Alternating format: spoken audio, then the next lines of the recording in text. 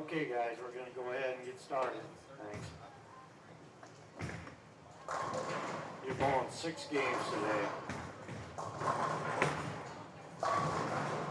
Top 10 will advance.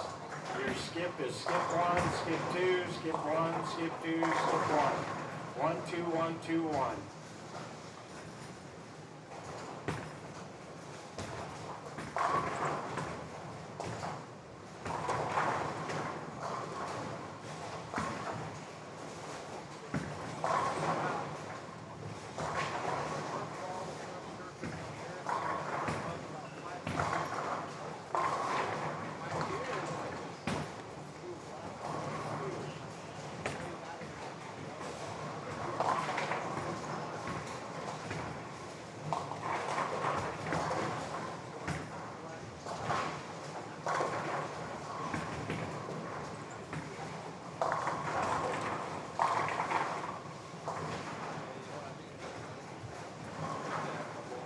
So just to give you an idea of what we're doing here, 13 and 14 is the first pair for the hot qualifier.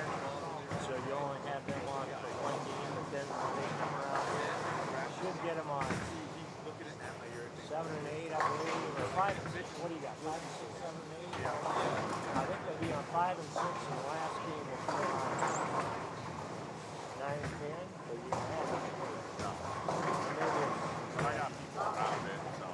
well, actually, their last game will be right next to where they're at, so they'll be 11 and 12. So they'll have the last game. Okay. So who knows? If it works out, All good.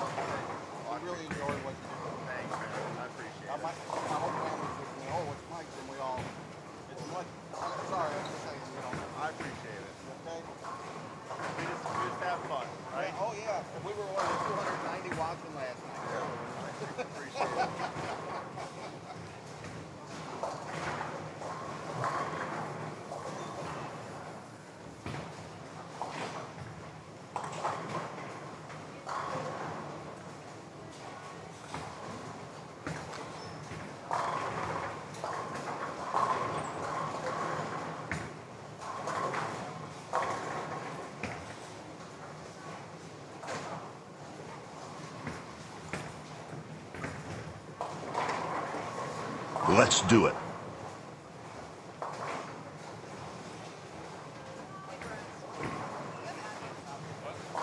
Sure, no problem.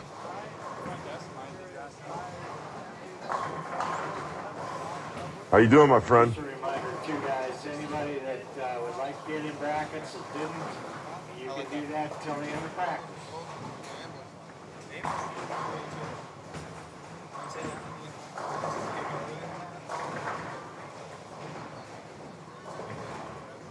Thank you.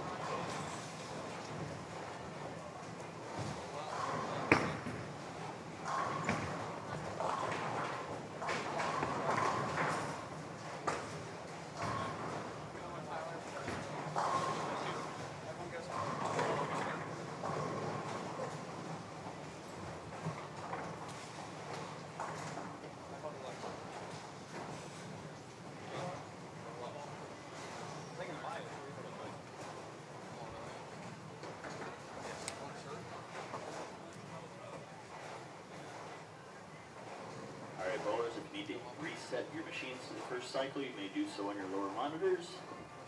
Hit the start play button when you're ready. Good luck and good scores.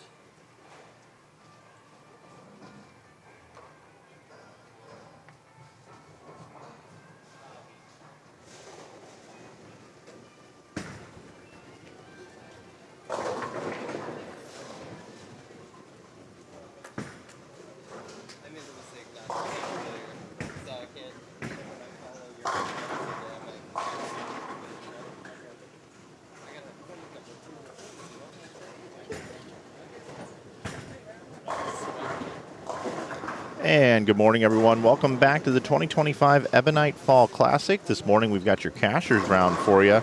Top 52 players after an A, B, and C squads yesterday took to the lanes. And we got the best of the best. Those that navigated this pattern the very best yesterday. And that is really the story of this weekend's event, is our lane pattern. And I'm going to go ahead and pop that up for you after Jasmine Snell delivers this ball.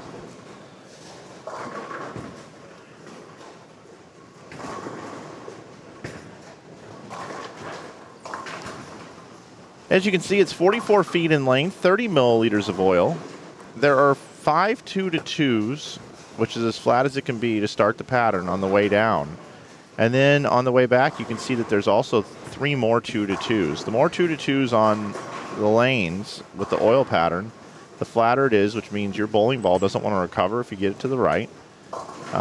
And even though it's really long, most of the players have had success or playing towards the outside part of the lane. We've seen some urethane, we've also seen some reactive, we've seen several different ways to do it with different styles, but there is one thing. You do need to get your ball started. You do need to get your bowling ball to start to hook so it can even get to the strike pocket. Some of the straighter players yesterday, if they couldn't get their ball to read, they were in trouble. We've seen a lot of lefties score well, and it's no surprise that playing the outside part of the lane with touch and with some urethane is certainly in play here at this event. We get started here. Lanes 13 and 14 are our tournament leaders. We got Jake Boxty, who's plus 277. He was the class of the field yesterday by no slim margin. He plus 277. Second, Brandon Cryer on that pair, plus 157. So 120 pins better than the field for 7 games of qualifying for Jake Boxty. Third is Zach Andreessen at plus 153, and Lucas Finley is fourth at plus 151. Just to the left of that group, we've got our 49th through 52nd qualifiers. Jace Goodell came in at minus 32 and 49th. Jasmine Snell, 50th at minus 33. Nathan Thiesier in 51st at minus 34. And Brody Green, 52nd at minus 35. So it took minus 35 for 7 games to make this cut. That's a 195 average with 166 entries in the event here at Maple Lanes. Glad you're with us here this morning on Inside Bowling.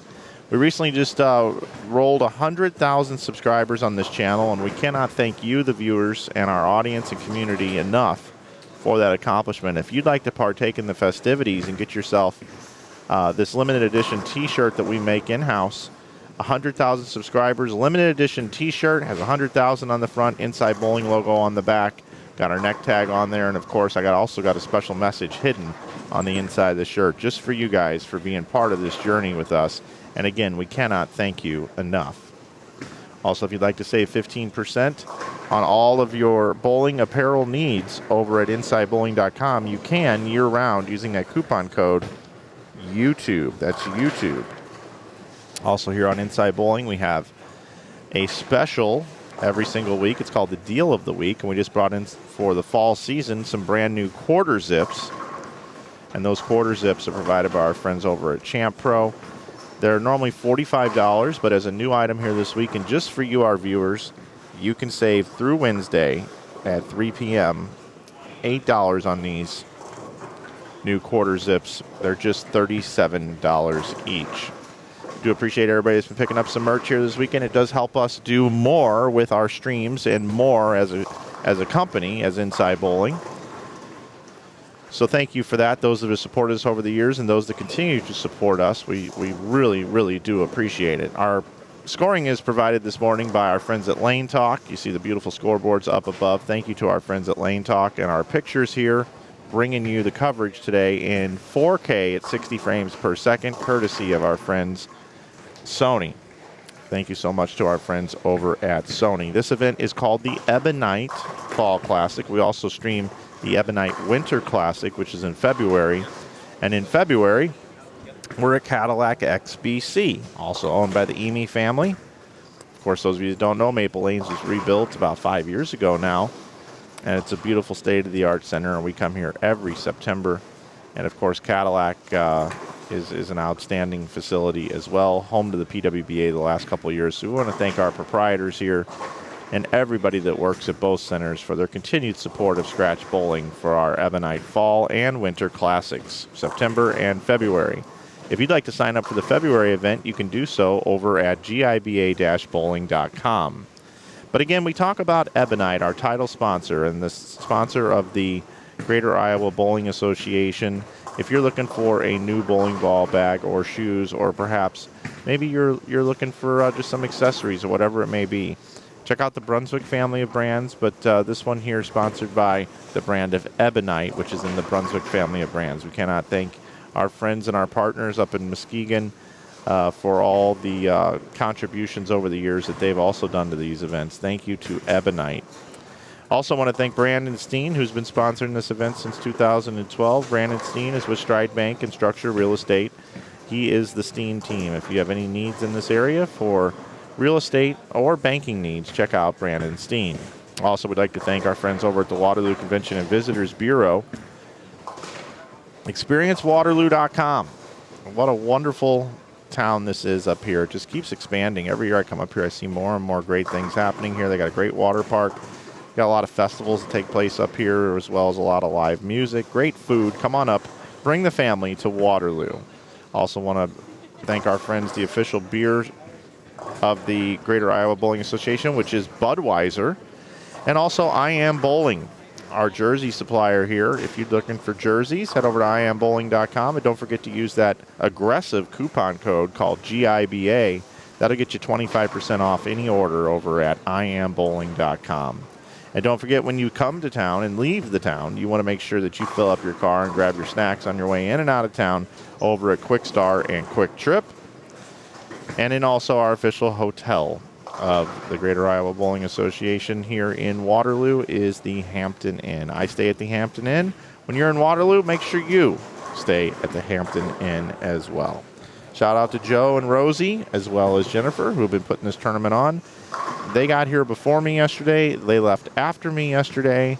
And I got to tell you, I was really worn out yesterday after what feels like, as we watch this tournament, we compete almost. And with the pattern being that difficult, boy, it made for a long day yesterday. I do want to thank Mr. Wilkins, Zach Wilkins, for sitting with me for a while. Jeff Riggles joined us as well, and Eric Littig last night. So if you didn't have a chance to listen yesterday, all those streams are archived right here on our YouTube channel. So we watch our leaders bowl here on lanes 13 and 14, and we watch our cellar dwellers, so to speak, trying to make a big move here this morning. Currently 10th place, and that's what we'll be cutting to, is 10 players, is plus 119. This group here on 11 and 12, as I mentioned, minus 35 to make the cut. So they are about 150 pins outside of the top 10, which with 6 games could be made up. We've seen it before. You just got to get lined up and bowl a couple of big games. You know, if you can pop one big one in there, you're right in this event. And, of course, there are a lot of differences between the caching positions as well. I am going to take a minute now to go ahead and invert our stream. Let's go ahead and take a look at lanes 5 and 6 and 7 and 8 and take a look at some other players that we have here. You see Tom Hess. Tom Hess came in at +1. +1 for Tom Hess yesterday. He's in 37th.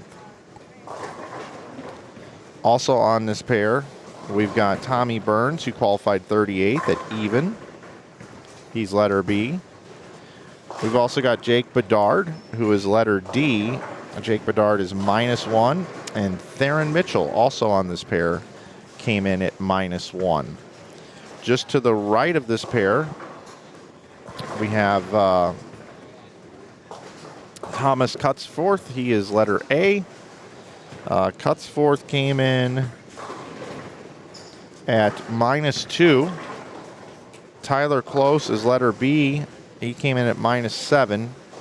Ryan Burks is letter D. He came in at -21. And Tyler Masterson came in at -13. minus 13 in 43rd.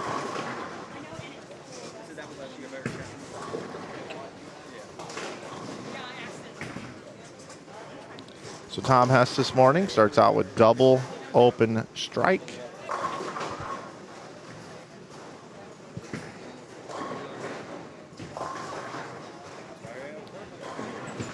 Cuts forth open, double, open, and now it's like 6.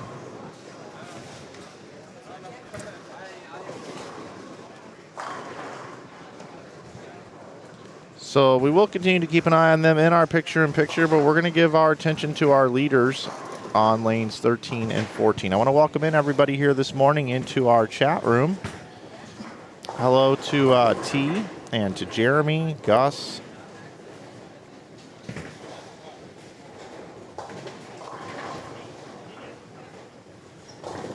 Phil and Amy. Thank you guys for being here this morning. Let me know how everything's coming through, and let me know where you're watching from here in our chat room here on YouTube this morning. We don't have as long of a day today, but we've got a very exciting day planned here in front of us.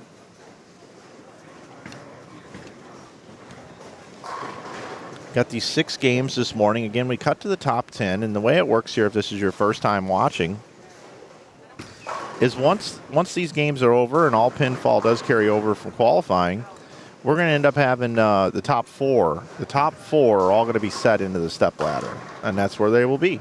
So 1, 2, 3, and 4, just like normal. But 5th through 10th, they've got to go through it a little bit, meaning that the 10th will bowl the 7th seed in a 1-game match. Simultaneously, the 8th and 9th seeds will bowl each other in a 1-game match. Each one of those matches will then conclude, and when they conclude, the 5th and 6th qualifiers will then bowl the winners of those matches. Once that concludes, we will have a winner of each. See, Zach. We will then have those 2 bowl to determine who will be the 5th seed. And then whoever is the 5th seed will then go into that step ladder for the 4 players that will have rested for a while.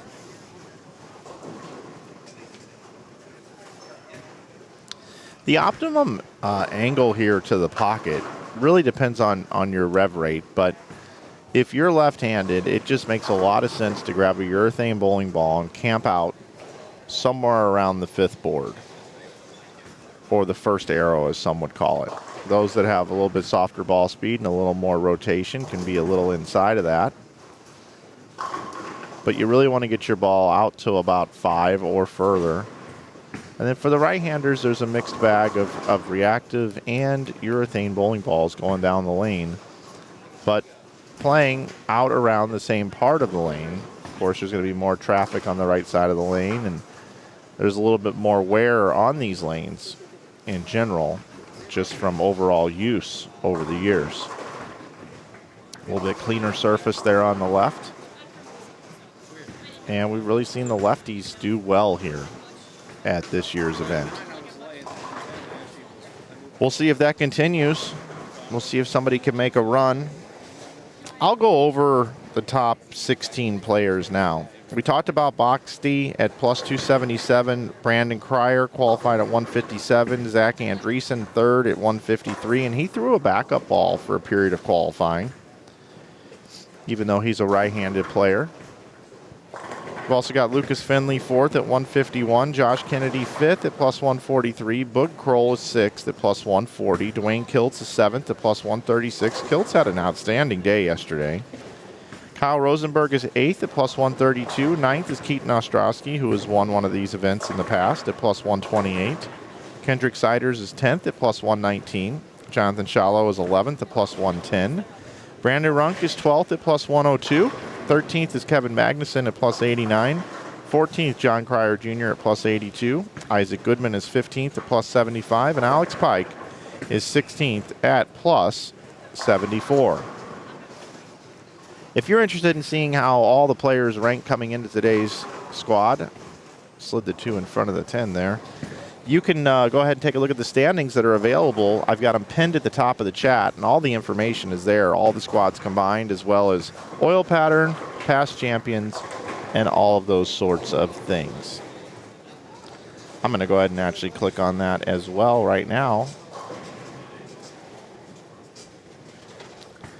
as I wanted to check on something. Let's look at tournament information, and let's go to past winners.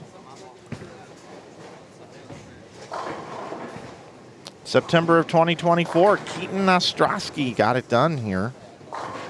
It was just 2 events ago. In February, we saw Robarge win. In September, we saw Keaton Ostrowski, so he's looking to go back-to-back here this year. Our last 3 winners of our major championships here up here in Iowa in February and September, the Fall and Winter Classics presented by Ebonite, have all been won by left-handed players. How about that? Spencer Robarge, Keaton Ostrowski, and Nate Stubler. Then before that, you got Brady Stearns. Then you got Robarge back in there, won in February of 2023. Chad Nelson won in September of 2022. Matt Gasson won in January of 2022, as I believe they were hosting state tournaments, so we came in January. Nate Stubler won before that. Dan Healy before that. Stubler before that. Tom Hess won back in 2020 in February. Dave Barris won in September of 2019. Michael Martell won in February of 2019. And so on and so on. Other past champions, Matt McNeil, Derek Sapp, Nick Heilman, Jason Poley, Casey Murphy. Tom Hess has won this 3 times. Matt Smith, Steve Keeler, Dave Barris has won this a couple of times. Casey Murphy has won twice. Vince Biondo, Chris Pearson, Nick Pate, all past winners since 2011. This is the 28th major championship. 14 years. My first time coming was September of 2012. 13 years. And it's archived on this YouTube channel. Can you believe that?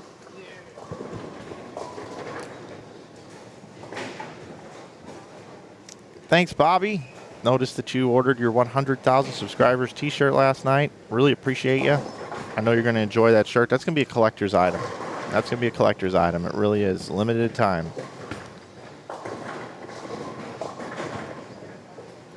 Jamie Weber's watching today from Omaha. Watching the Omaha Bowlers. Jasmine, Tyler, Keith, and Ryan. Thank you so much.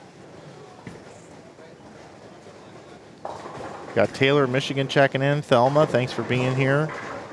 Eagle River, Alaska. Tarisha Siders. She's got somebody she's got her eye on today. She wants to see maybe take this thing down, be bowling around 4 o'clock later today. Kendrick. Great young man. What a great bowler.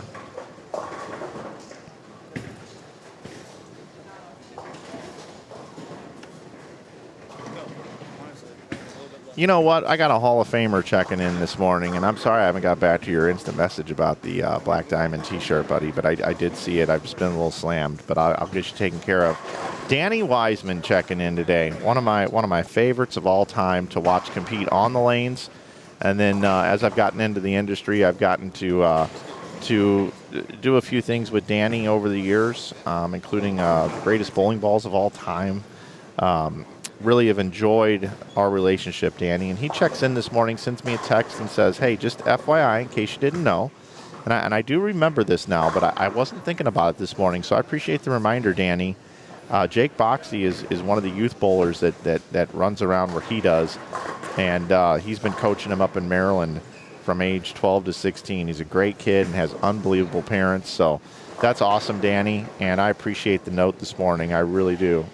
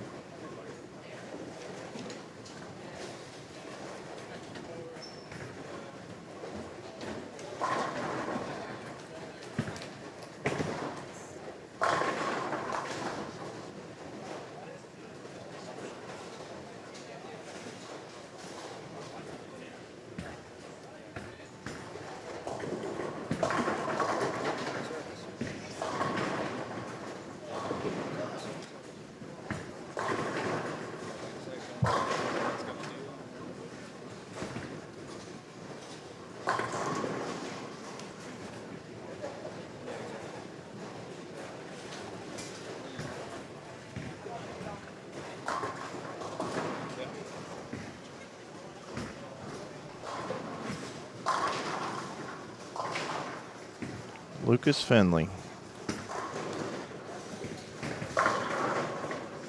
Ever since this kid's come on to bowl in these events, he's always there.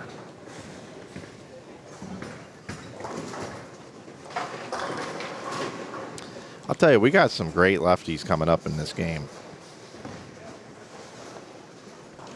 There are some great ones right now in college bowling. Look at Cryer out there.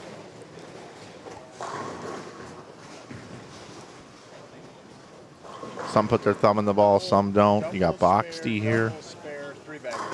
8. Well, he's all the way down there. What lane is he on? 23 and 4, I think. Go, 21. Hey, Kristen. Hopefully you're doing well this morning. Thanks for being here. Pizza Face also in here this morning from Alaska. What time is it in Alaska right now?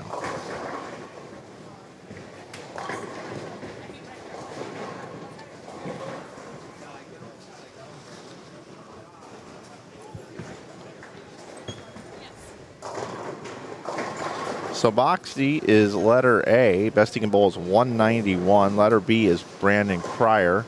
Can still get to 244 here. Letter C is Zach Andreessen. Can still bowl 248. And letter D, Lucas Finley, can bowl 256. Andreessen is playing the right side of the lane right now, but that doesn't mean that later on when he comes around here in game 7 or I'm sorry, not 7 or 8, geez. Games 5 or 6 when they make the wraparound and we have him towards the end of the block, that we may not see him using the left side of the lane. It's very possible. Looking next door over here, we've got Jasmine Snell. Can still get to 245. Can be the high game over there. And for just a moment, we'll take a peek in on our other competitors here that are over on lanes 5 through 8. Looks like we've got Tom Hess can bowl 245. 267 still left out there for Tommy Burns.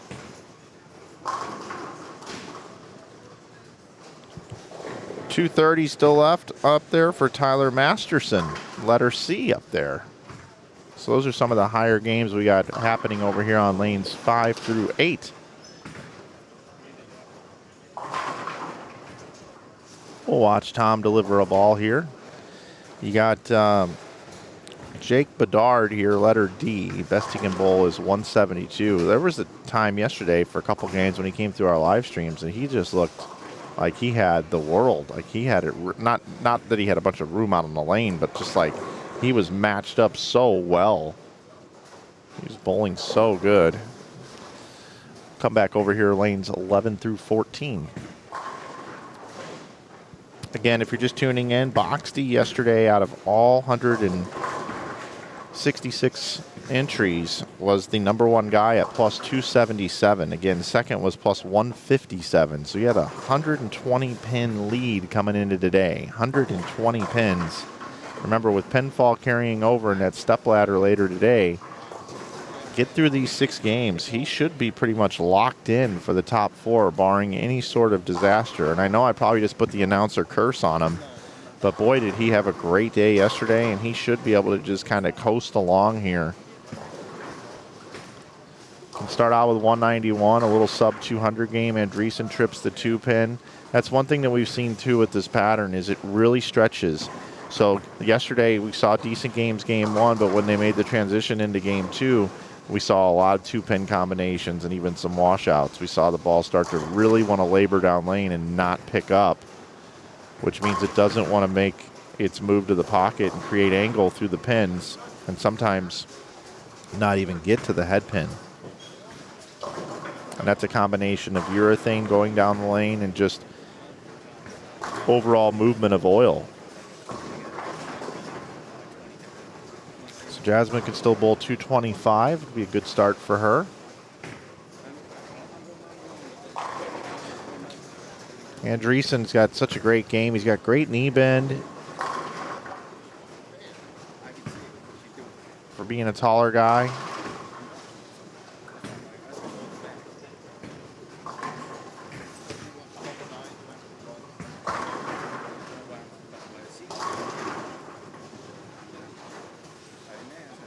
I think we're seeing some of these players with urethane using the old Pink Widow urethane. Underrated ball. Very underrated. Doesn't get used much by league bowlers, of course, but when the lanes are really hard and you need a urethane ball with some core in it, boy, that's been a magic ball for some folks. Seen Walter Ray use it at times on the PBA 50 tour, and has really leaned into that ball. It's been a helpful tool for him. Nice game for Zach Andreessen to start things out this morning. A 248 delivered ball game is quite nice.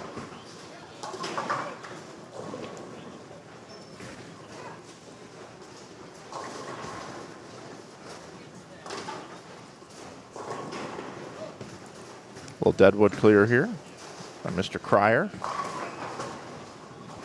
Ever so eloquently. I want to welcome in 300 viewers this morning. We know you've got a lot of opportunities here on your weekends. Most people have their weekends off. So for you to even say, you know what, we're going to fire up Inside Bowling on YouTube and spend a little bit of time with Mike and watch some of this great competition. Truly humbled. Really do appreciate you coming in and joining us and wanting to be part of this today. Do me a favor, mark yourself a little note in your phone or whatever. I know you probably got a lot to do on a Sunday. Maybe you got to go to church. Maybe you're fixing to put together a nice little barbecue today as we're winding down, coming out of summer, going into fall, as this is called the Fall Classic. But see if you can't reserve a little bit of time for these bowlers later this afternoon for at least a stepladder. You know, pencil that in. Thanks, Scotty. Appreciate you. 6:31 a.m. up in Alaska right now. Did you pull an all-nighter? I might have. Cryer almost left a disgusting 10-pin there. Love having Alaska here with us. Pretty awesome. Pretty cool. How's the stream and the audio scene this morning? Everything looking good, guys? I've been kind of telling the story. This is the 4th event in a row where I've used different cameras. I've been testing out a lot of stuff, and it kind of gives me anxiety coming to an event not knowing the cameras. But hey, you know, we're working through it. I believe there's a comedian that says, "Get her done." That's what we're doing. That's what we're doing. So our tournament leader, Boxty, bowls 191. He saw 248 from Andreessen. Cryer can bowl 230. Actually, I think I got to make sure. I think it's the opposite lane, right? Lane talk. I should know this by now. They don't move with the scorers in house. Let me see. Cryer letter B. Yeah, Cryer can get in the. He's in the 240s now, and Lucas 235 with a fill here. There you go. There you go, Lucas. No problem. No problem at all. Take a peek over here at final games. And Tom Hess, letter A, bowled 195 after going open in the 9th and 10th. How about this 256, though, from one Tommy Burns. Tommy Burns, 258. Or 256, excuse me, 256. And all of their games, sub 200. So out of those 8 games there, and these players qualified in the 37th through 44th positions, 1 200 game from these 8 players, and there's some pretty good talent here. Bedard's a hell of a bowler. He's going to be in the 140s. It just goes to show how tough these lanes are.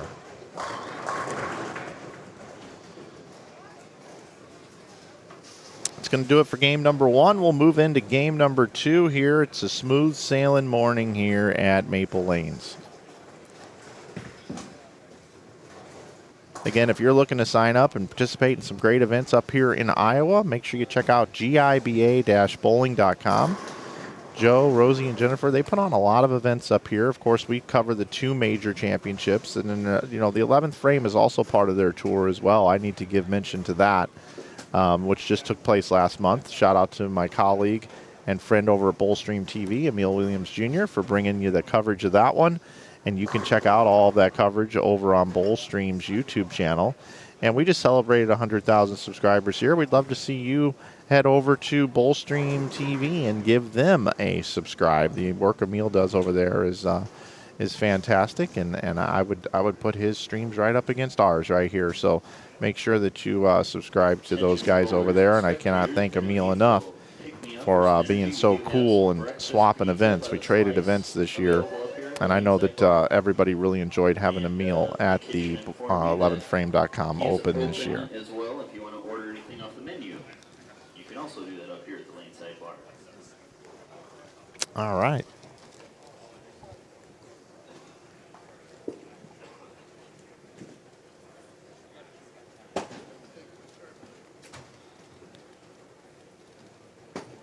General Manager Ryan Wilson just made an announcement that the bar's open, as Brian Flanagan says in the movie Cocktail. Bar's open. In this particular case, the food bar is open here. Morning, brother. Mr. Peck, Mike Peck coming by. Everybody's been in a very joyful mood here. Very appreciative of what's going on up here in the booth. We've had a great day and a half here so far. We're ready for another solid day. Off to a good start here. So we got Tyler Close, Thomas Cutsforth, Ryan Burks, Tyler Masterson just to the right, Wyatt Honecker, Jason Miner, Calvin Akers, and Brett Lloyd. That's who's coming through 11 through 14. And I'll invert things, move over here, introduce these players as well.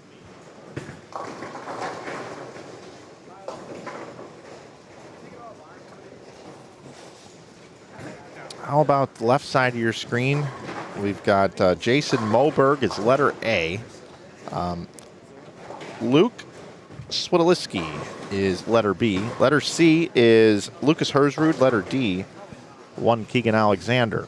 And then right next door, we've got, looks like we got Jake Cook is letter B. Letter A is Mike Peck, who just came up and said hello. Letter C is Keith Schneider. And letter D, Cam Foster. You guys want shirts? 13 bucks. It's a deal. It's a deal. 13 bucks. Yeah, that's the only downside to only 13 bucks. I only wasted 170 incidents. I'll take Venmo. Venmo me. What do you want to pay? Cash App, Venmo, PayPal, Zelle. I'll take every payment form there is. 13 bucks, man.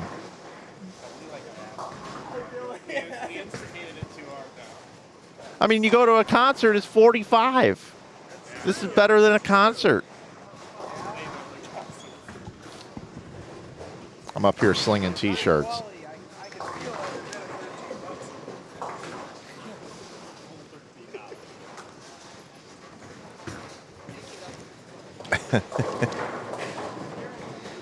Oh, boy. I love it. Thanks, Kristen.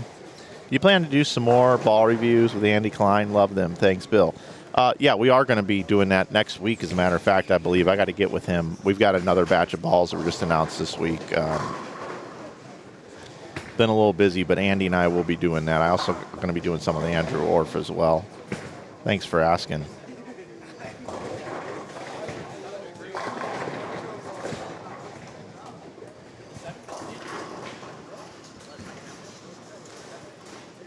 Now, I don't know this, but is Keegan Alexander like a Seahawks fan or something?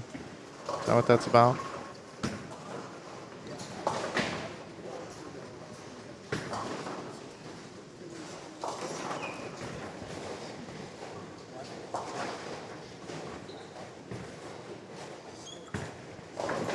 Marshawn Lynch. Beast mode. Is that what we're looking at here? It's got to be.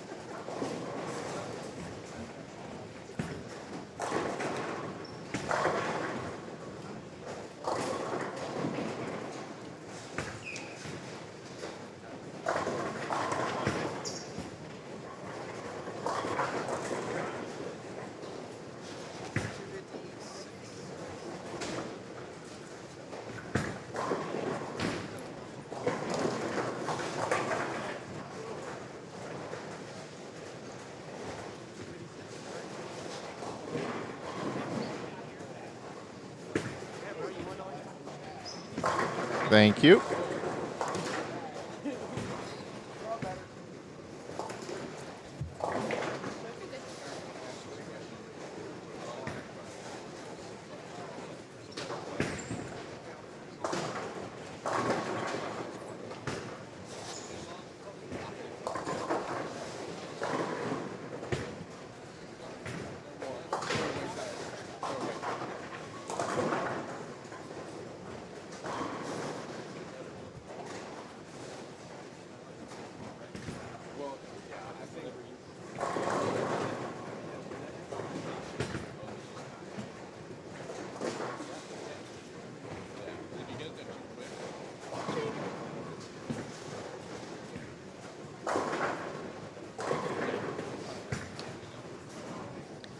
All right, looks like we got scores in after the first game. And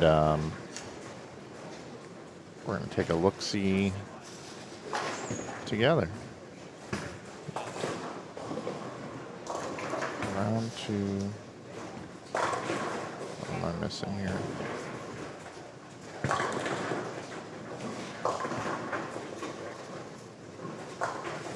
They're not quite there yet, but I'll run down the scores with you guys. You're going to get the radio call here on this one.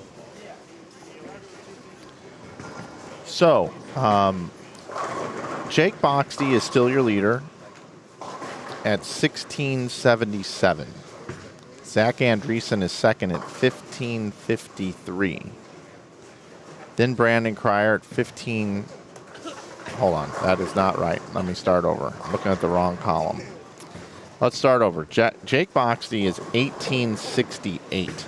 He is now 69 pins ahead of Zach Andreessen at 1799. At 1798 is Brandon Cryer. At 1786 is Kyle Rosenberg.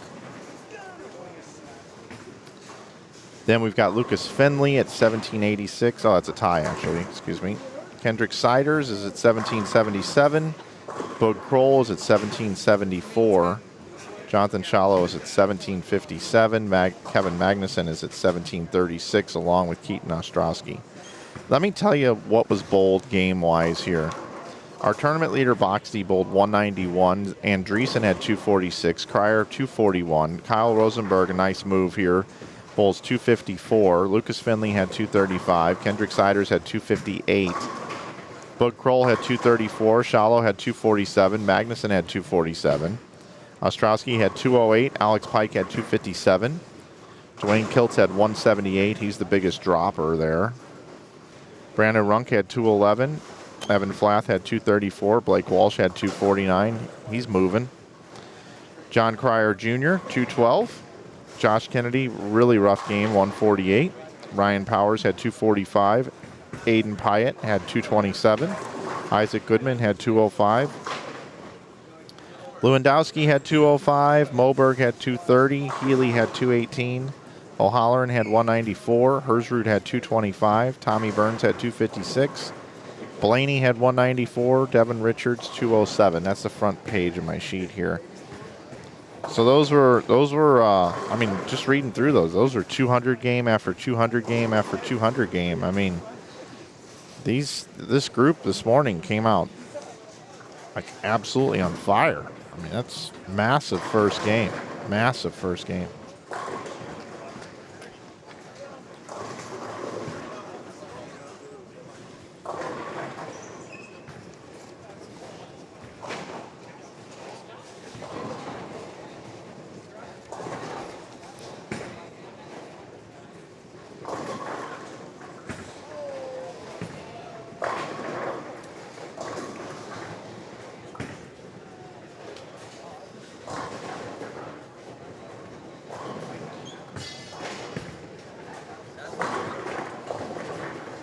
Thanks, Stephanie. I knew you would know that.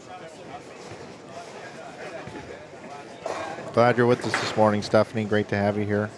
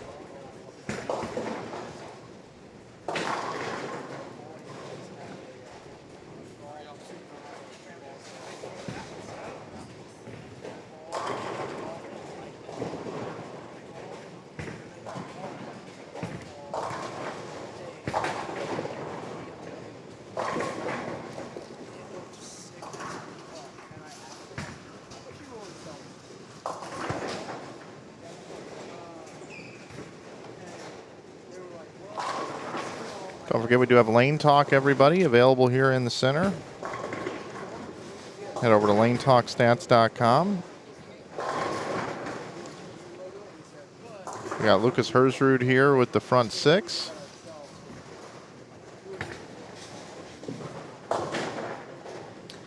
Yesterday I made the claim that I don't think we would see a 300 game during this event. But you know what? This morning the degree of probability is much higher this morning than I would have thought yesterday. I am seeing front fours, front fives, front sixes here and there. Right now, this is the largest string we have here by Lucas.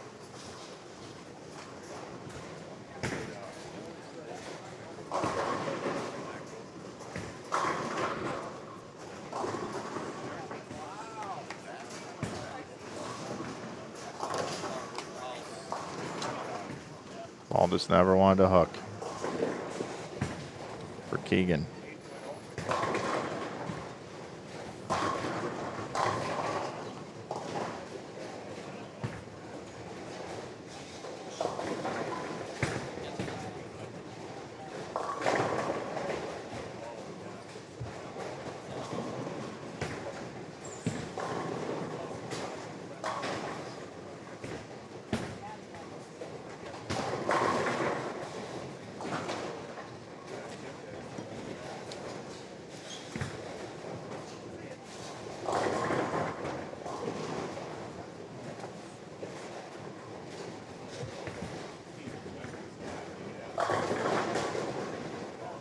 Our next live stream event is going to be next month from Bolero Bartlett in Bartlett, Tennessee, the DV8 Nightmare Doubles. Looking forward to bringing that one to you.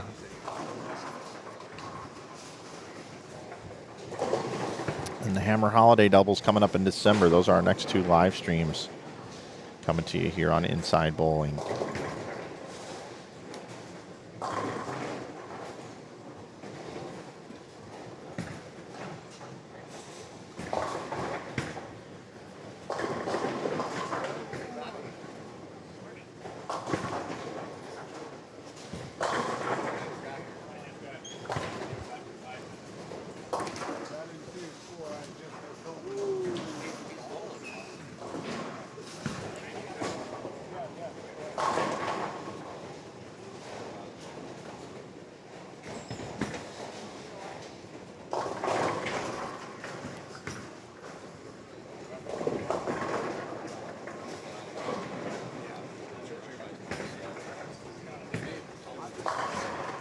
How about that? 1-7.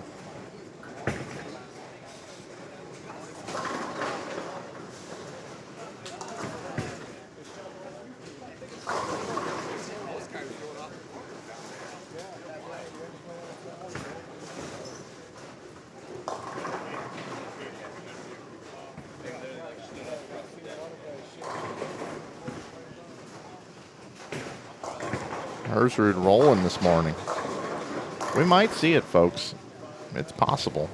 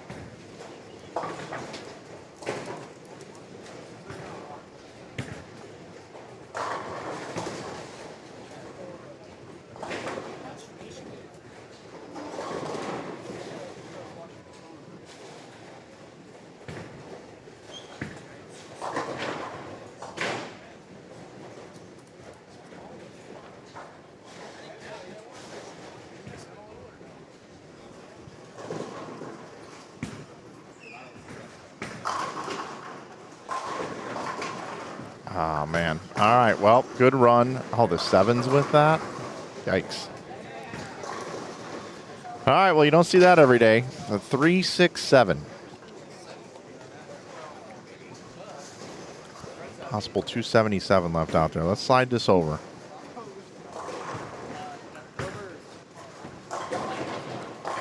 This pair is bowling quick. Pair next door running a little bit slower. Oh, how about that little pickup? How about that one?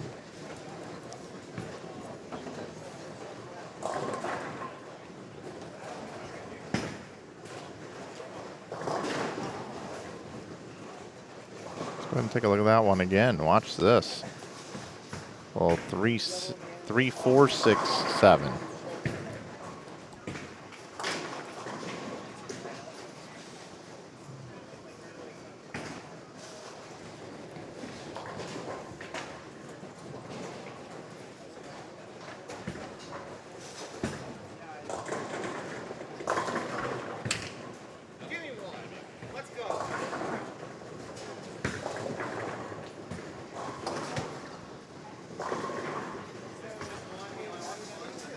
Looking to cut down to the top 10 here if you're just tuning in.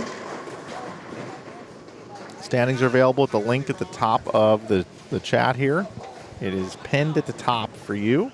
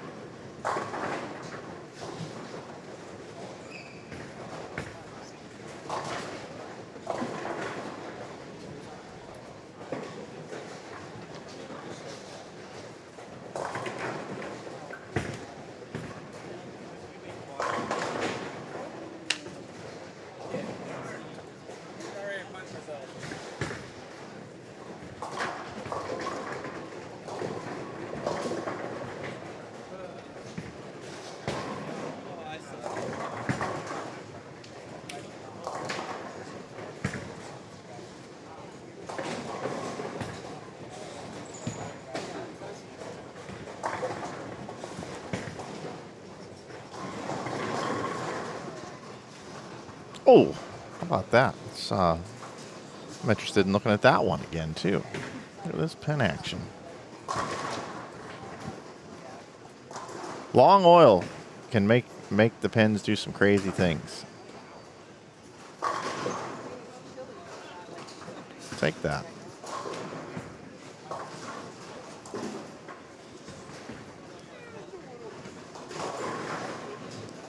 You can just see Keegan's ball wants to read, and then it just pukes. It just doesn't do anything. A couple of times this game. Execution-wise, you know, not too shabby, but just doesn't want to do the right thing for him.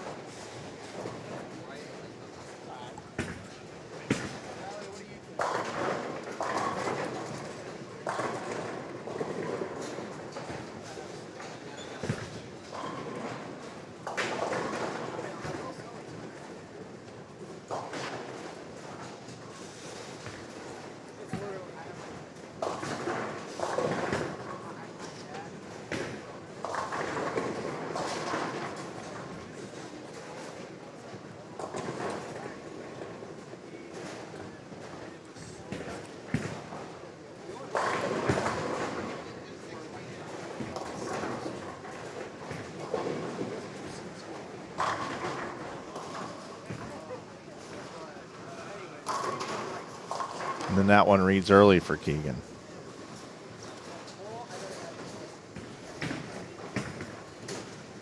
It's all about touch and speed, and I mean we talk about it all the time. And there's a break over there. We talk about it constantly. You know, you got to rotate the same way every time. You got to throw at the same speed, and you got to hit the same target. That's this game. And if one of those things doesn't happen, if you're on a house shot, you can get away with a couple of those things not happening. Oh my gosh. I'm telling you, when you have long oil, these pins get oil on them, and just the craziest things happen. Craziest things happen. Watch this. Watch this baby split. Just takes the 10, it bounces out, comes up, hits the sweep, comes back around, and takes out the 3. Wow. Hello. Put that hand up. Go buy a lottery ticket or something. Wow.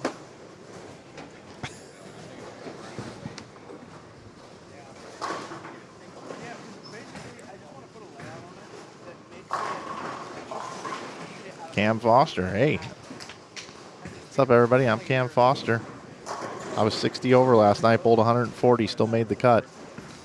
Not to throw salt in the wound there, Cam, but it's 255 for Hersrud.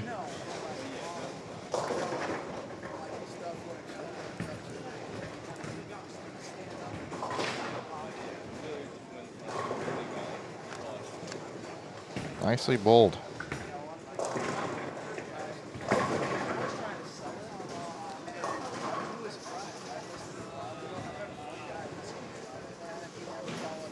Bounce out of here, head over to here.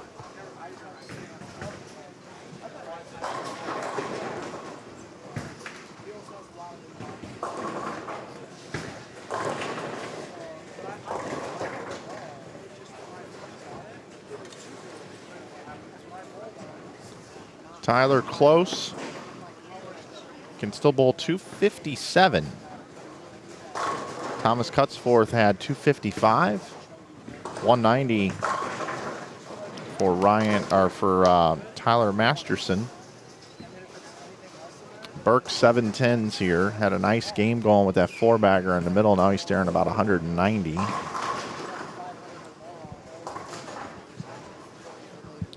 You got Wyatt here. Can bowl 171. Still got 255 left out here for Brett Lloyd.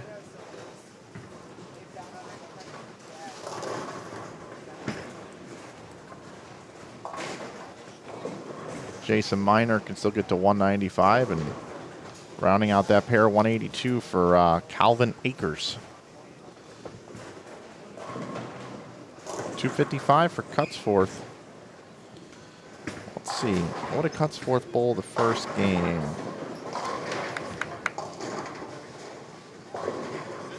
189 game one.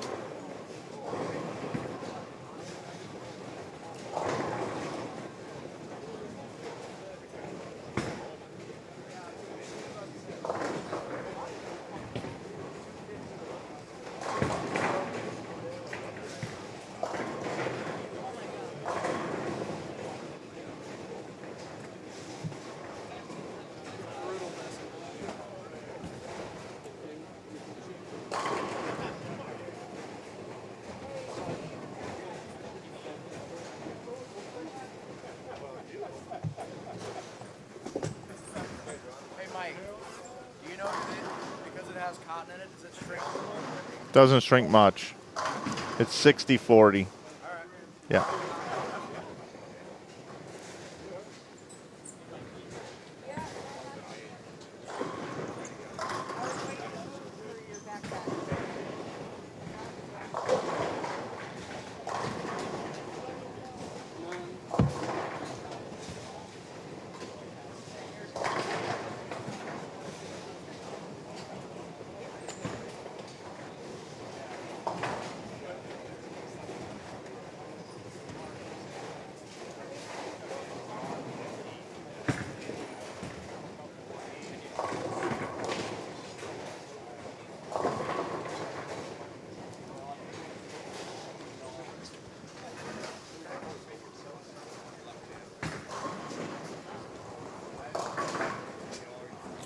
Well, everybody's done there. We got this pair wrapping up right here. They're a little bit behind everybody else.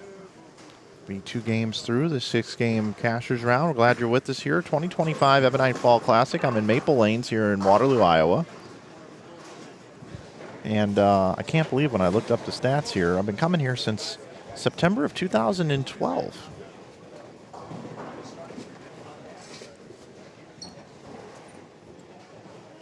It used to be known as the Fusion Realtors.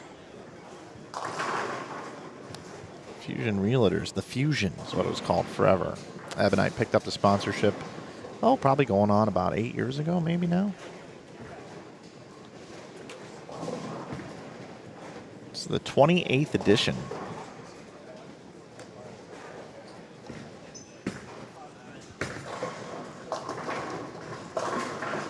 Had 166 players here this year. 166 entries, I should say.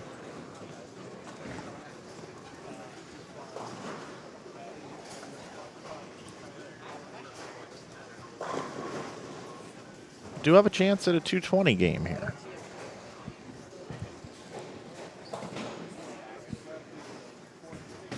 Cam Foster can bowl 214, and Jake Cook can bowl 220.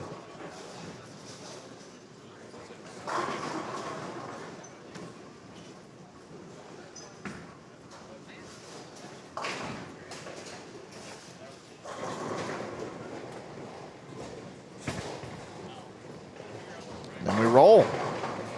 Roll into 3.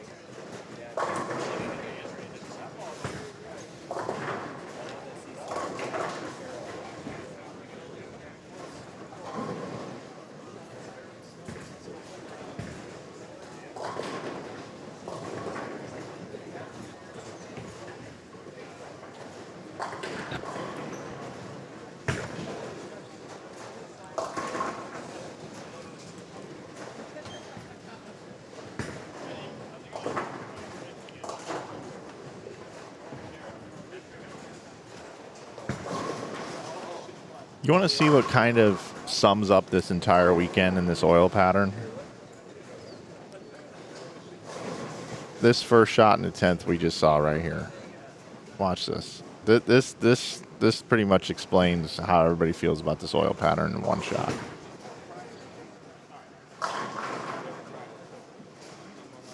Is it gonna hook? Oh, a break? Are you kidding me?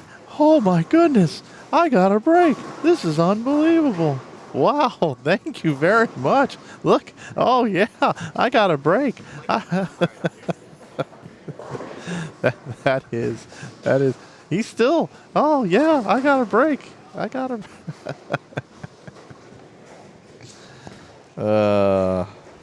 love it.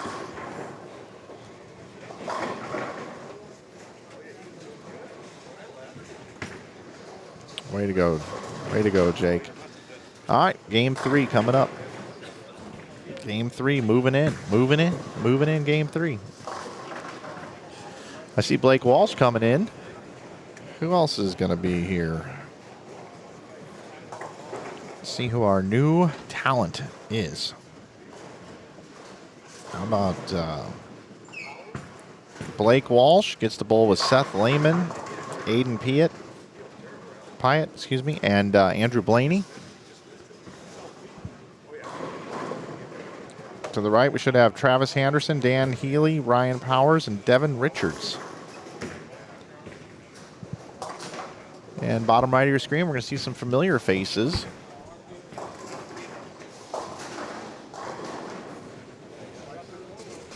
Jason Moberg, Luke Swidoliski, Keegan Alexander, Lucas Herzrud, Jake Cook, Mike Peck, Cam Foster, Keith Schneider. Bottom right for you on game thing. Next time you come to Luke. Okay, you got it. Yep. Bob needs one. Okay, you got it. All right. I'll remind Joe.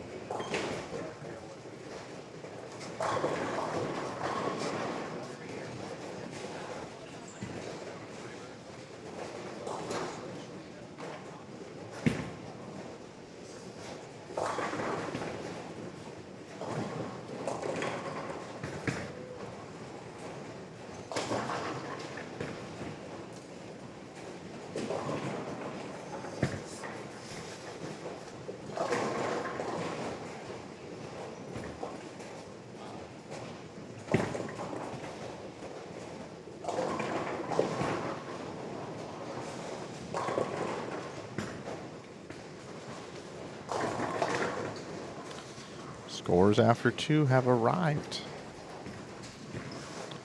here in the Hollywood Hotel.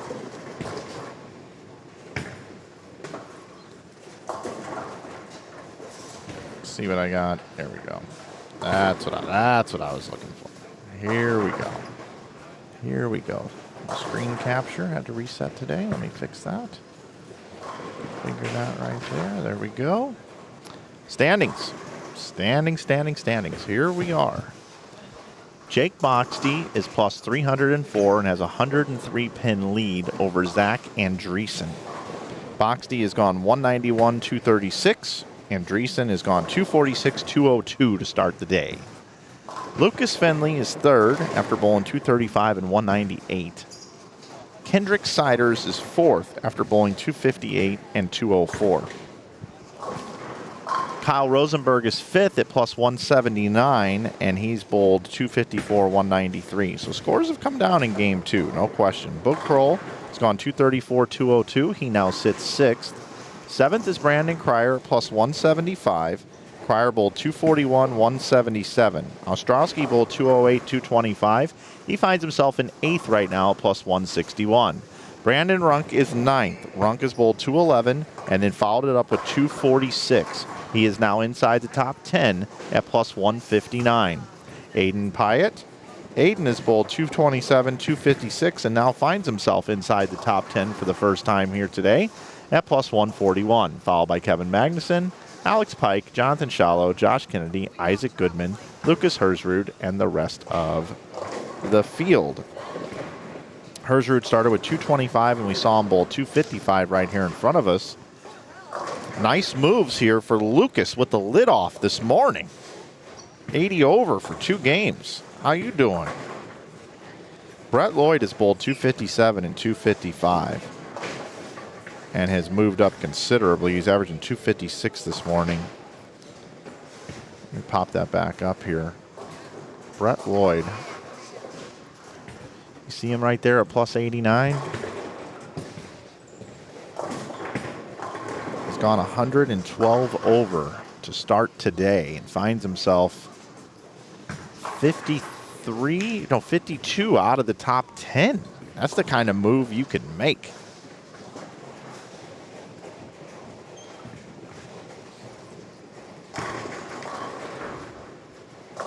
He is our biggest mover so far this morning through 2 games.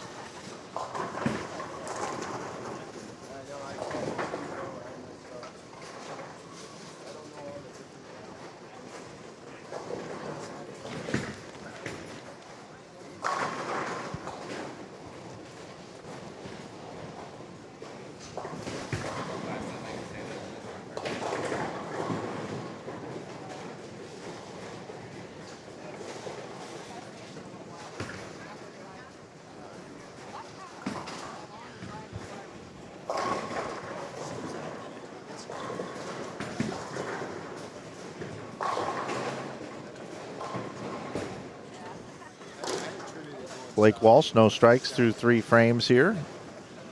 Letter D over on the right side of your screen. There's Andrew Blaney. Blaney, letter B.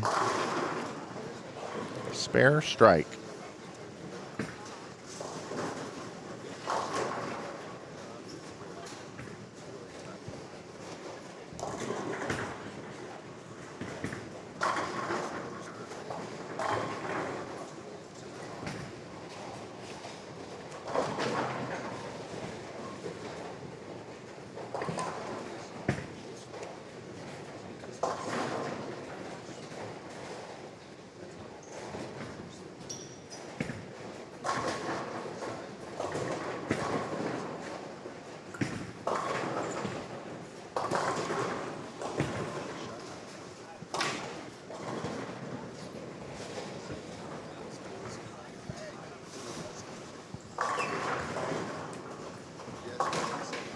Did Dentlinger slide in there and I didn't see him come in? Evan Flath, Dave Dentlinger, Elias O'Halloran. Did I miss that? And Derek Lewandowski? Dinosaur Dave? Dare I say Dinosaur Dave is on the live stream right now?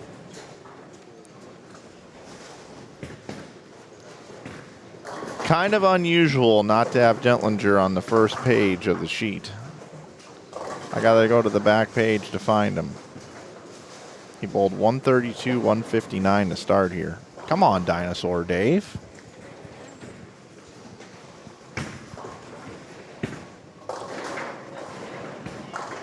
You won't bowl 300 right here.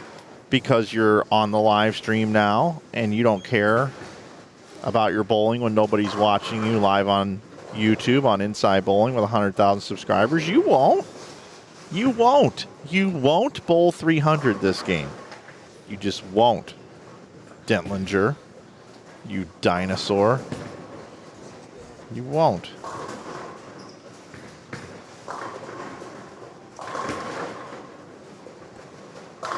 $132, $159, 3 bills.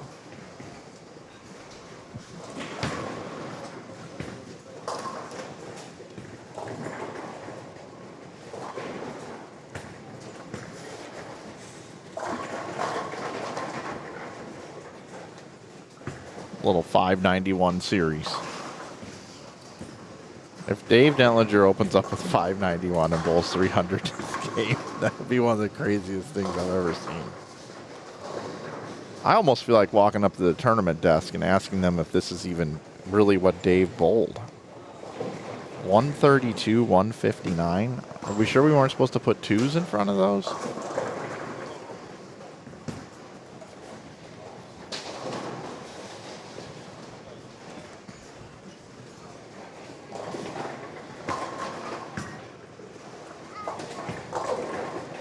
Dinosaur Dave.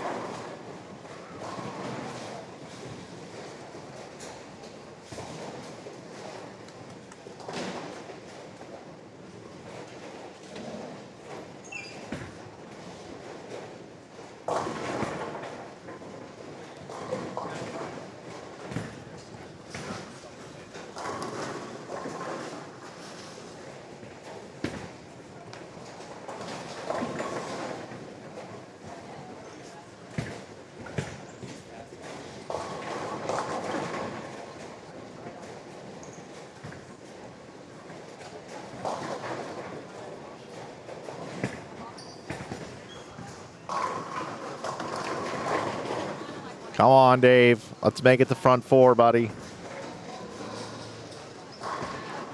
I know we got a couple triples up on the board, but I only care about Dave Dentlinger right now.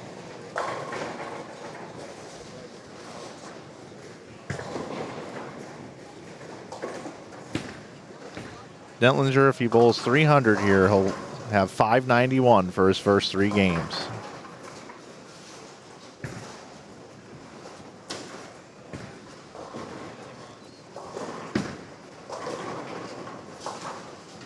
Well, maybe that's why he doesn't have much after 2 games, because he too many 210s.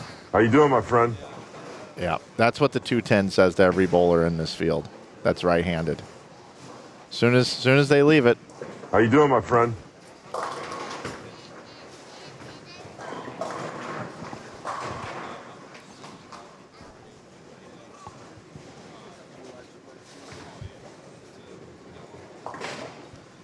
Meanwhile, next door, you got Blaney just 6'10".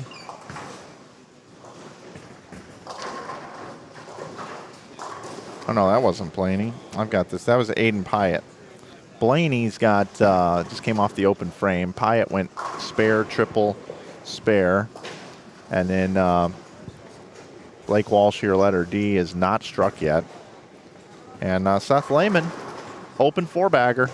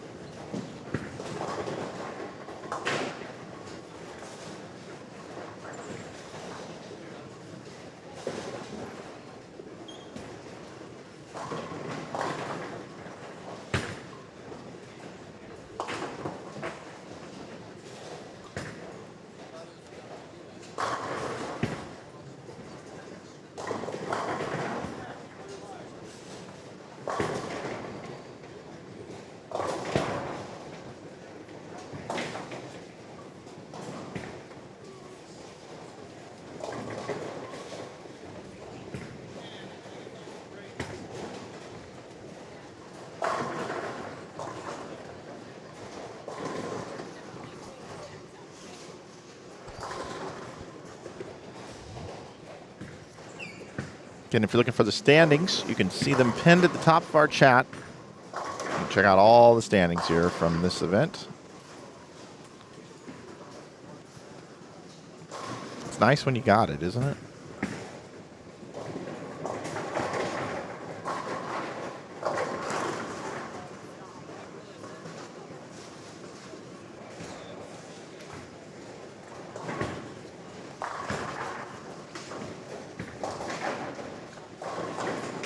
Elias O'Halloran was just feeling it on that last shot.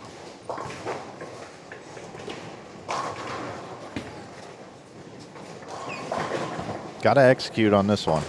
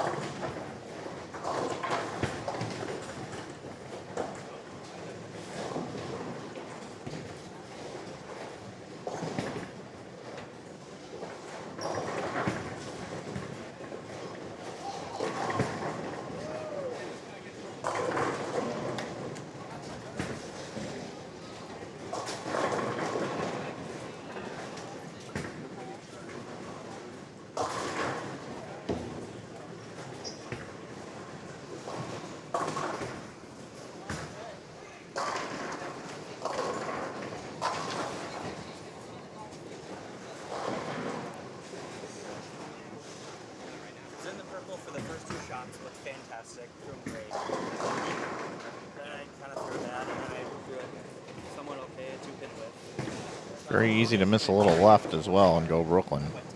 Like we just saw there.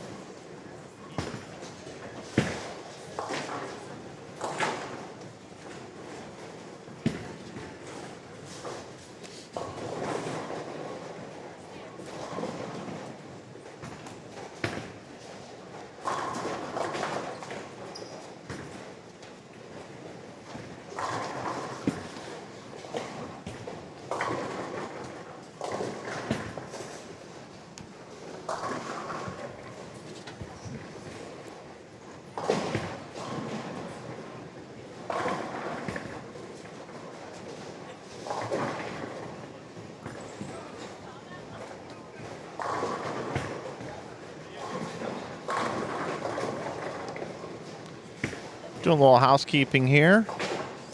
Let's see what we got here. I want to see Flanagan bowl his on tournament with a helmet cam or sunglass cam and commentary throughout the block. Should be a real treat. That sounds good. Bowl my own tournament. Dinosaur Dave he might bowl 260. He's got that 1-2-10 in there. But he might bowl 260. Let's take a look at how everybody's doing on the other pairs here. Whoa, that was flirting with the gutter. Wow, they're bowling quick.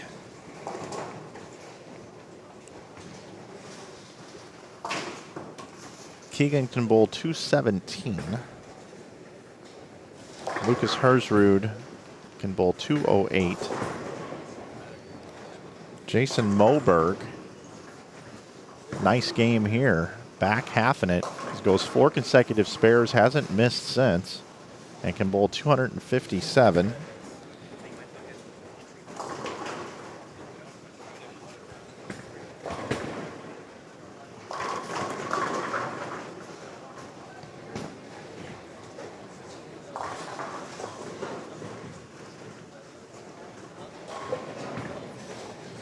Luke Switaliski can bowl 202.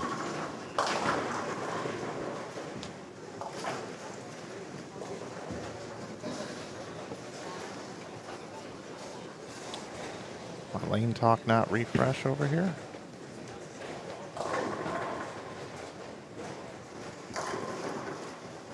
Did not. Now we got all the scores up there.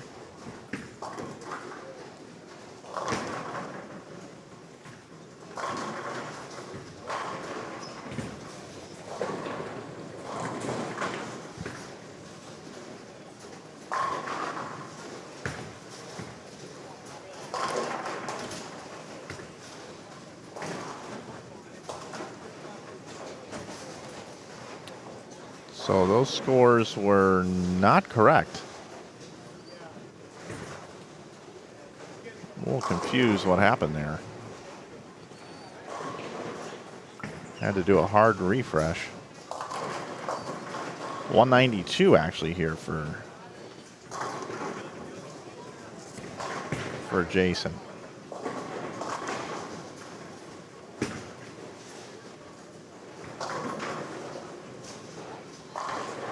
.208 for Lucas Hersrud. So there's Jason with 192.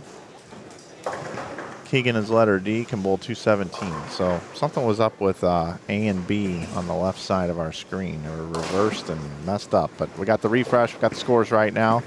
We're going to bounce back out of here and head back down to where we were.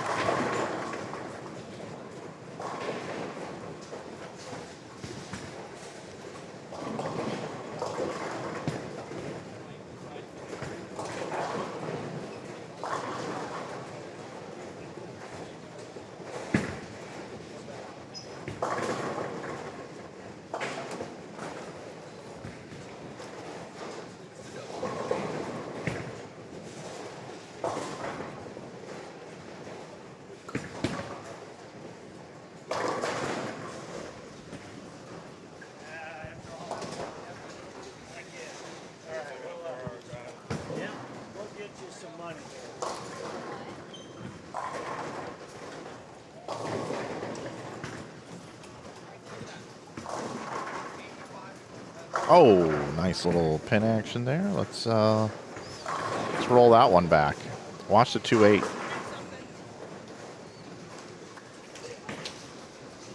Looking good, looking good. Oh, why? It's not going to hook.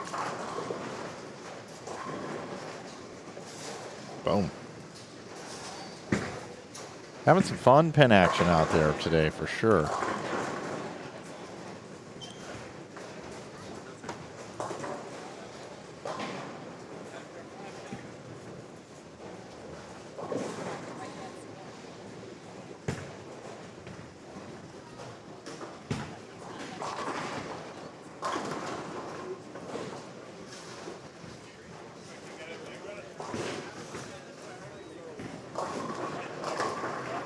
Dittlinger still striking, sets it up in the foundation frame. Let's see what Dave can bowl here. 132, game one. Plus 159, plus what is that, 266 he can bowl? 557.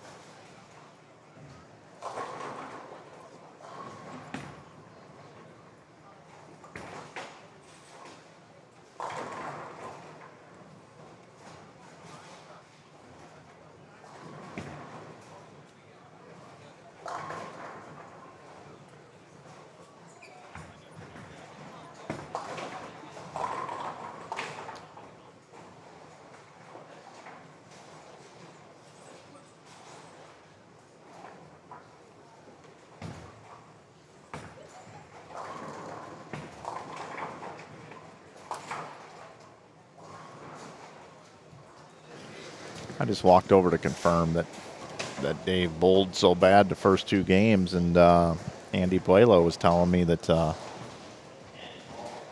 Dave just could not get the ball to read at all on the high end of the building. Came down here and is able to get it to read.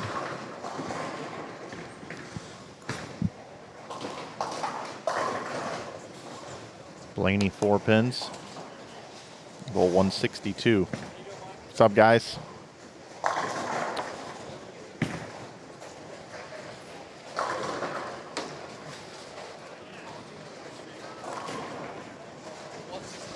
Blaney and Walsh are 2 of my favorites. I think they got bright futures. I see them bowl so much stuff.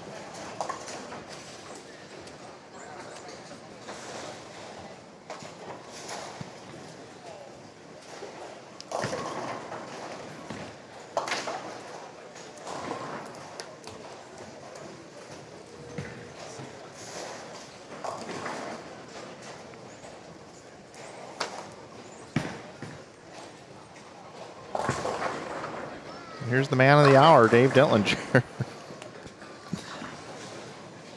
Hollywood Dave. Put him on the live stream pairs. And he even carries the Brooklyn. I mean, this guy.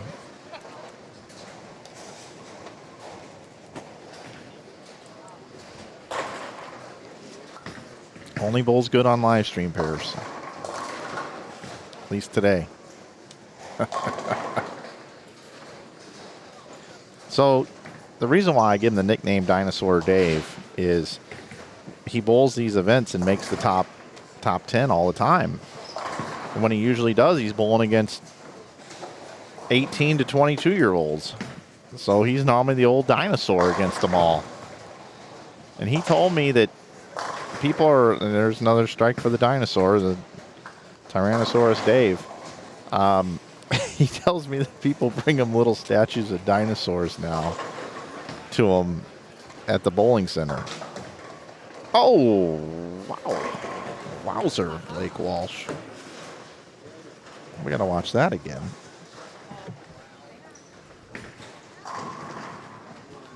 Look at this 210 conversion. Brought the 2 back out, too.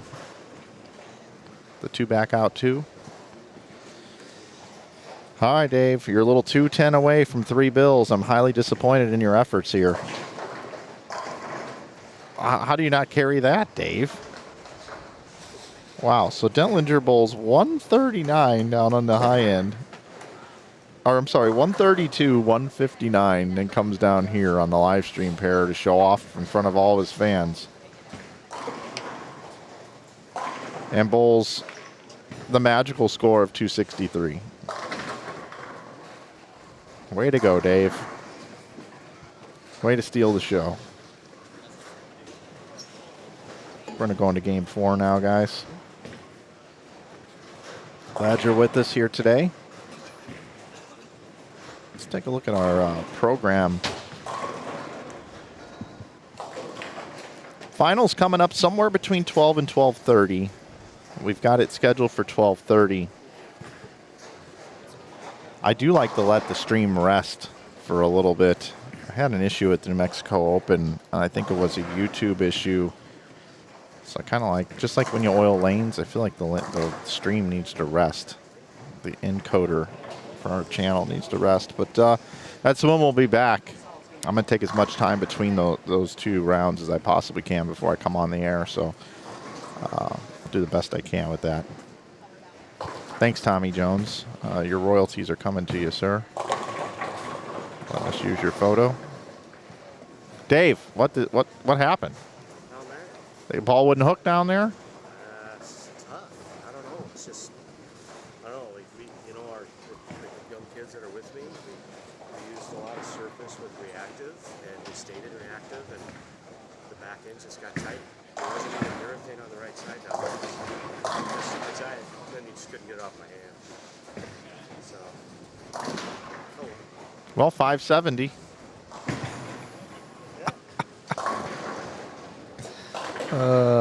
Dave said he just couldn't get it off his hand. It just, ball would not hook down there.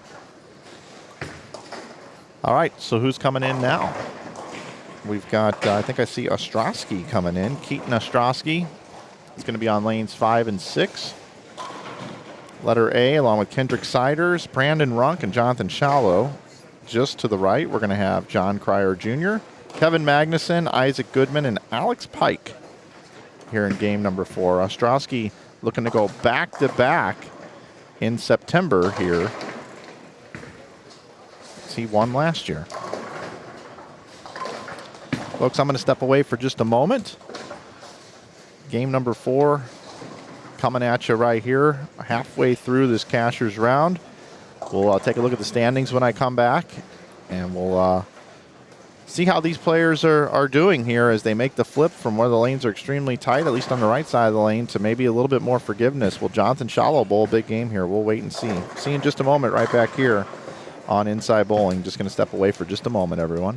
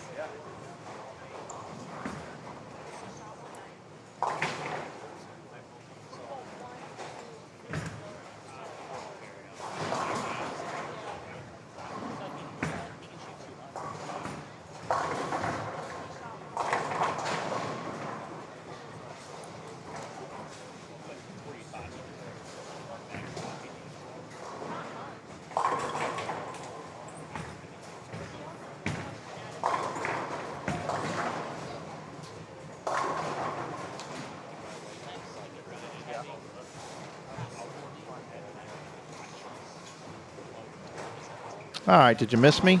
Like Lisa Loeb says. You say, I only hear what I want to. I don't listen hard. I don't pay attention to the distance that you're running to anyone, anywhere. I don't understand if I really care. I'm only hearing negatives. All right, sorry for that song break out there. But I think I've got some stuff for us here. I've got a bunch of papers that were delivered up here into the booth. Let's start with this one. Heard a 24810 was picked on the stream too. Here are our standings through 3 games as we are in game 4. Jake Boxty is still leading at plus 337. Zach Andreessen at 248 is second. Third is Kendrick Siders at 211. Boog Kroll is fourth at 191 over. Kyle Rosenberg is 188 over. Brandon Runk is 176 over and 6th. 7th is Lucas Finley at 172. Brandon Cryer 8th at plus 166. Aiden Pyatt at 156 along with Shallow now tied for 9th and 10th. Then you got Alex Pike at 155. Ostrowski sits at 140 over. Cryer Jr. in 13th at 136 over. A couple players at 120 over in 14th and 15th there. That's Lucas Hersrud and Kevin Magnuson. Brett Lloyd is 16th at plus 116. So there's how that shakes out. And if we look at the 3 games here, Brett Lloyd bowls 257, 255, 227, 739 start. Andreessen had 695 to start. Sider 692 to start. 674 from Brandon Runk, 681 from Alex Pike, 698 from Aiden Pyatt. Just looking at some of the higher scores here. 671 from Thomas Cutsforth, 666 from Tyler Close. So those are your bigger scores through 3 games. Bigger scores through 3 games. You see how it's affected the leaderboard thus far. I've also got a prize list here now. The prize list. Let's see, I don't need these papers anymore. Glad you're with us here for the Ebonite Fall Classic here on Inside Bowling here on YouTube. My name is Mike Flanagan. If you've never heard me before, welcome to our channel. You've been hidden under a rock for a while, but that's certainly okay. We're not going to hold that against you in any way whatsoever. I did introduce these players already. I've got all squads final sheet over here. I'm getting organized. Prize list, 2,800 up top. 2,300 for second, 1,700 for third, 1,400 for fourth, 1,100 for fifth, and that's on a $170 entry fee. The 6th position is going to receive $900. 7th and 8th both get $800. 9th and 10th gets $700. 11th gets $600. 12th, $560, and so on. The last cash, $220. Prize funds, $29,630. There's also an additional female that gets paid $170, 2 of them actually, and 2 seniors get $170, and those are that are outside of the top 56. Total payout, $30,310.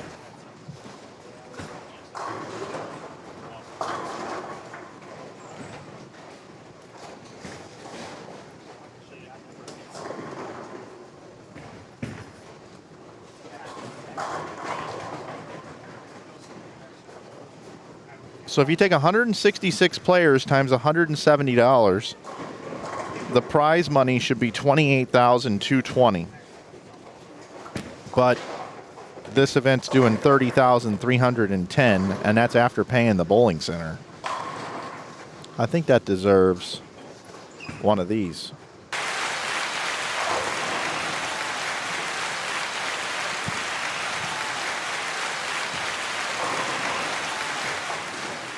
Great job to Joe, Rosie, Jennifer, and everybody that puts on these events. Added sponsor dollars and that prize fund's available due to our friends at Ebonite, Brandon Steen and the Steen team, Waterloo Convention and Visitors Bureau, Budweiser, I Am Bowling, Quick Star, Quick Trip, and the Hampton Inn.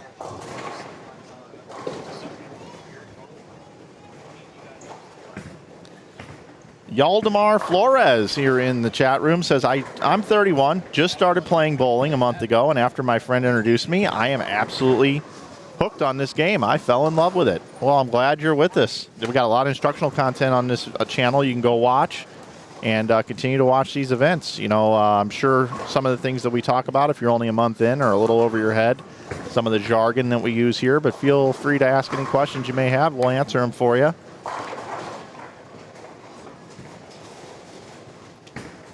Solo Legit, what's up, man? It's been a while since we've seen you.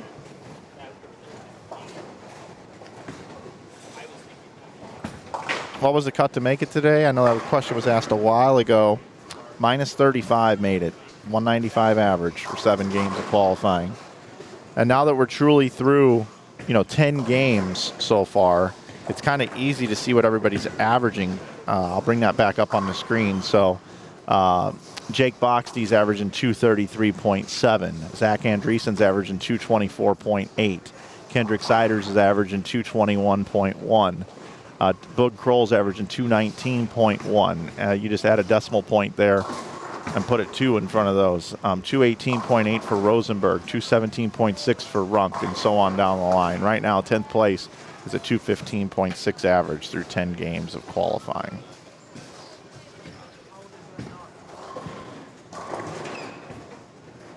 Easy peasy. We are 50 minutes away from NFL kickoff as well. Week 2 of the NFL season.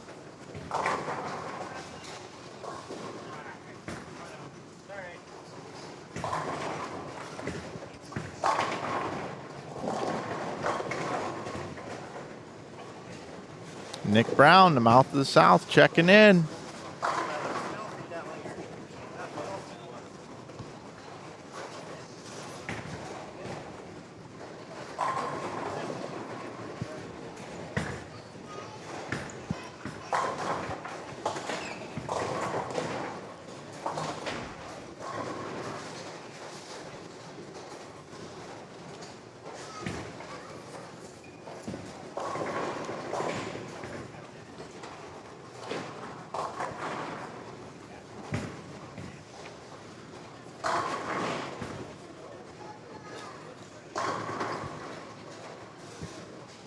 Keaton Ostrowski, double, 9 spare, strike, 9 spare, triple. He's letter A on your top left.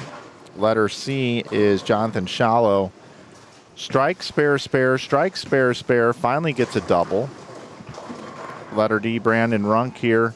Strike, spare, spare, triple, 9 spare. Now throwing at the 2-4. 2-4. Really struggling is Kendrick Siders this game. So mom and dad watching at home in Alaska, is Kendrick having a rough game here.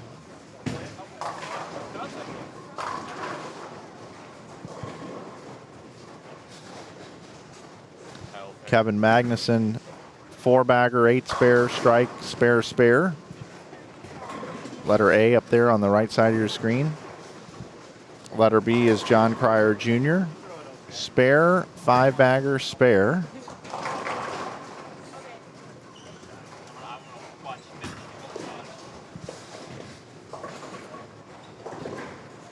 Isaac Goodman, letter C. Got one open, but 2 doubles.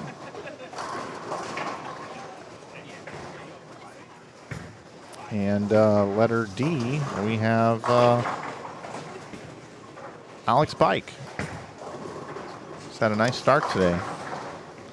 Pike, 256, 199, 226 to start his day. Coming into this one.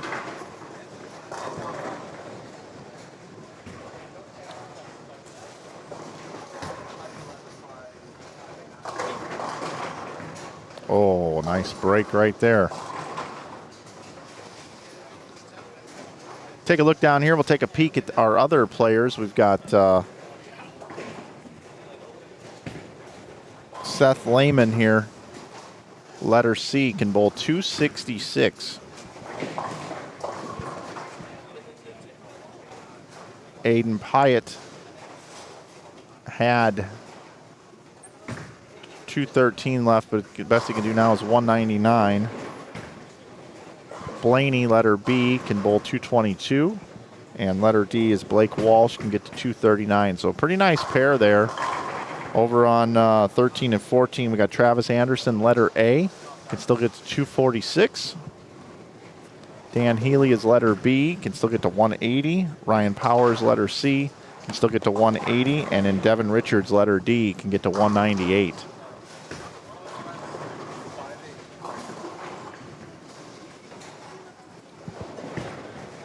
So nice game here for Travis Anderson. Got the first one in the 10th.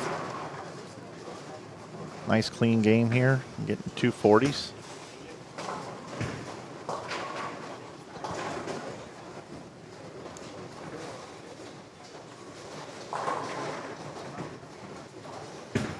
Blake Walsh today, 249, 198, 169.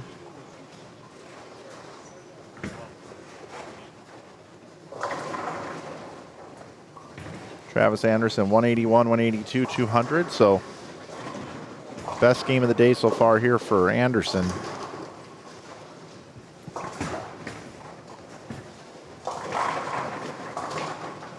Ostrowski with another strike, bottom right of your screen. We will head back over there.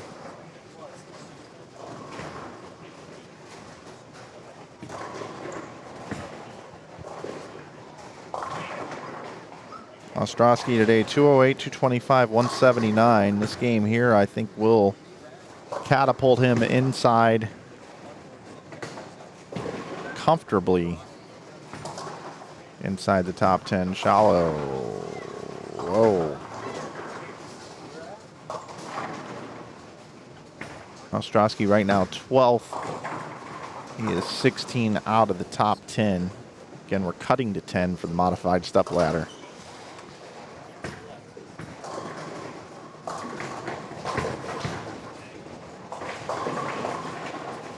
I have maybe a weird question. Which body part do I use to aim at my target? Do I just look at it with my eyes, my shoulder, my thumb, my foot? I'm really just new. I appreciate any help. Yeah, sure. Hey, we can help you out with that. Which body part do I use to aim at my target? Well, a couple things with targeting, okay, is this is kind of like you're going to want to maybe take a couple notes here, and you can always replay this back. By the way, Andreessen is... actually, that's not Andreessen. Who is that? Dentlinger's pair.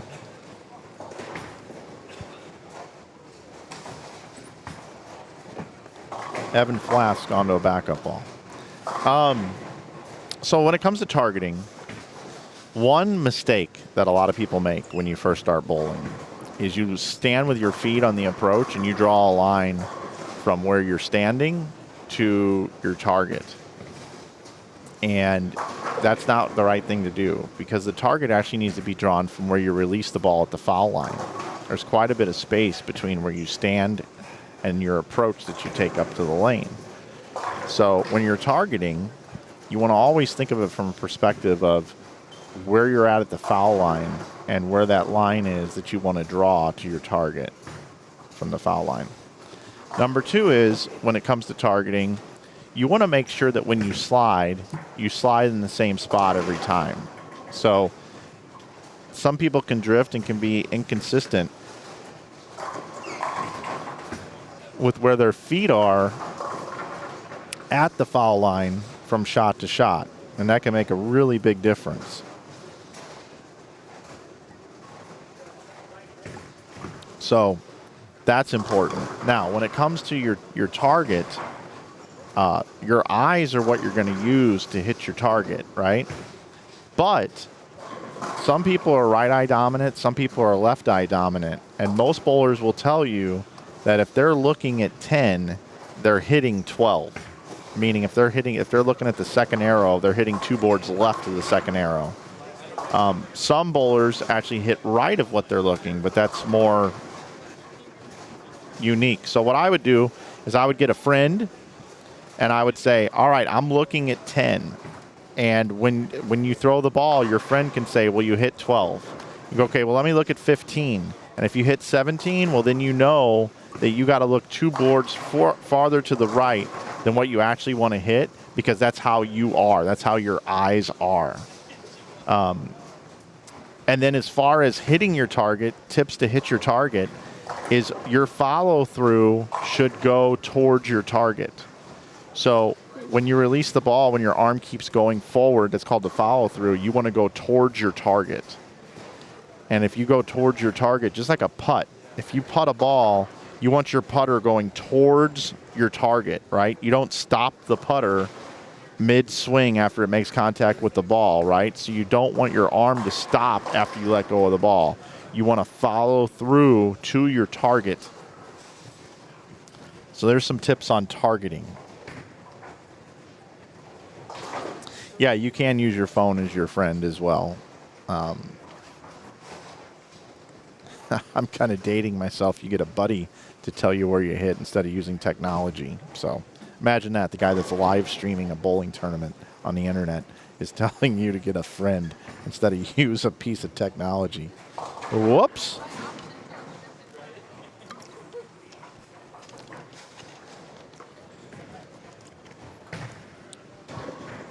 So there you go. Some targeting tips for you.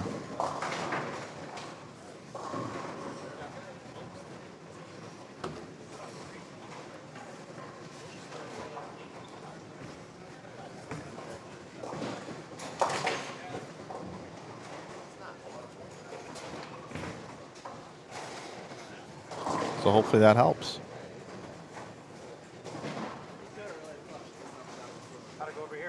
So make sure you slide in the same spot every time. Not like for every time you bowl, but I'm just saying you want to make sure that if you're supposed to be sliding 15, you're sliding 15 every time. You draw your target from where you lay your ball down on the lane.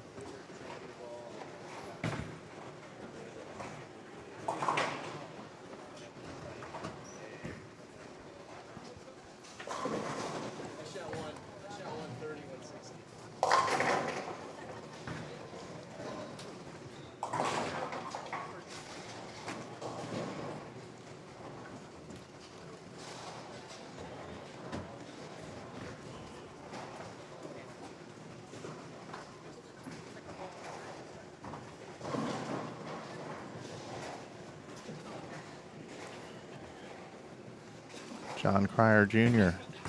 looking to get into the 240s. Leaves the 10 pin.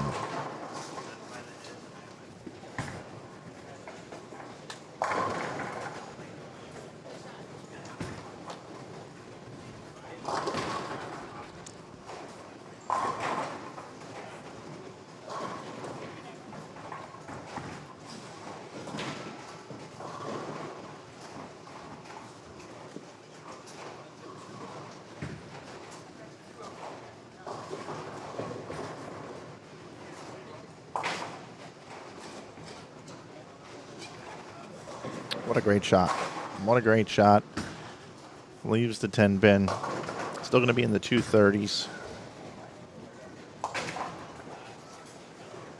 Again, I'll bring our standings up again. John Cryer Jr., 13th, plus 136, 238. Nice game here.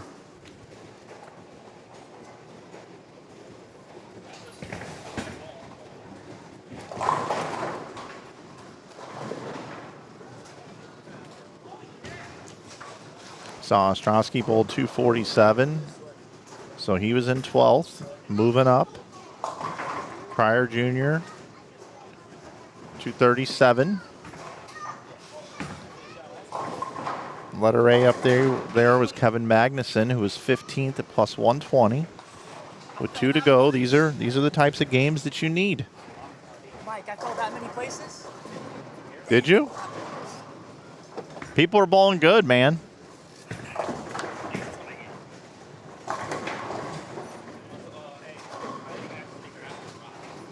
Magnuson coming over here. Mike, I fell that many places. What is Kevin bowl today? 247, 201, 183. I guess he's talking about after his 183, he really fell down. Yeah. I was talking with Eric Littig. He said the lanes are getting really tricky and that they're pretty tough right now, and I agree. But I think they're easier today with the way these players are playing them compared to yesterday. We'll move over here because we have actually bowling going on here. Some familiar faces: Shallow, Runk, Siders, Ostrowski on the left side of your screen. Right side of your screen is going to be Cryer Jr., Magnuson, Goodman, and Pike, who we just saw. And we've got some leaders coming over to lanes 5 through 8.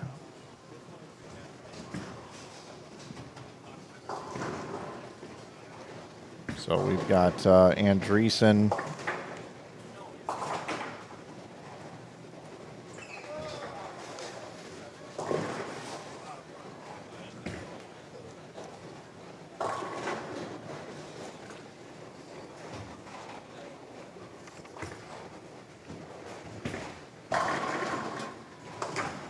Lucas Finley, Brandon Cryer, Jake Boxty, bottom right of your screen. Boxty getting started.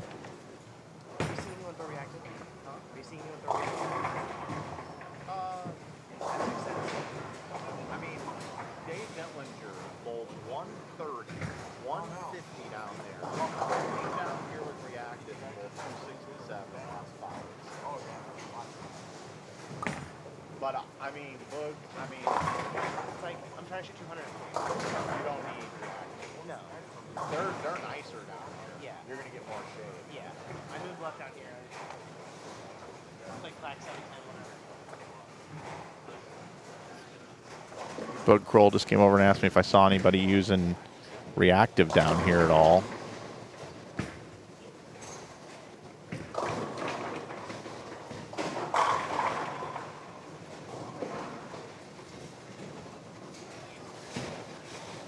Bug's leaving some corner pins and 710s.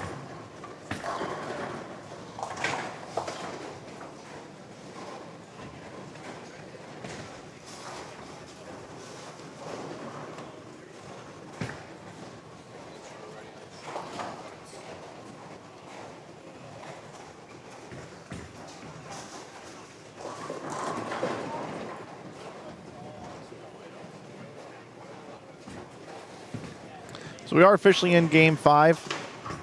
Thank you for being here. Got the most viewers we've had today. It's starting to heat up here. Cutting down to the top 10. Top 10 will be bowling here this afternoon. Game number 5 just getting underway here. We did just watch this group. You guys see where they are. We will keep an eye on them, but I am going to invert the stream and welcome in our leaders coming into today, and many of them are still sitting at the top of the leaderboard. This is Zach Andreessen, Lucas Finley, Brandon Cryer, and Jake Boxty here on 7 and 8.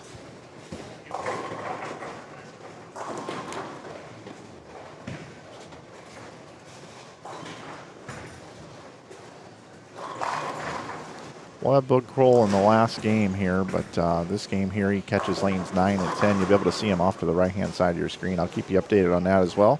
I'm going to go talk to Joe for just a minute. I'll be right back here with more coverage here from the 2025 Ebonite Fall Classic here at Maple Lanes here in Waterloo, Iowa.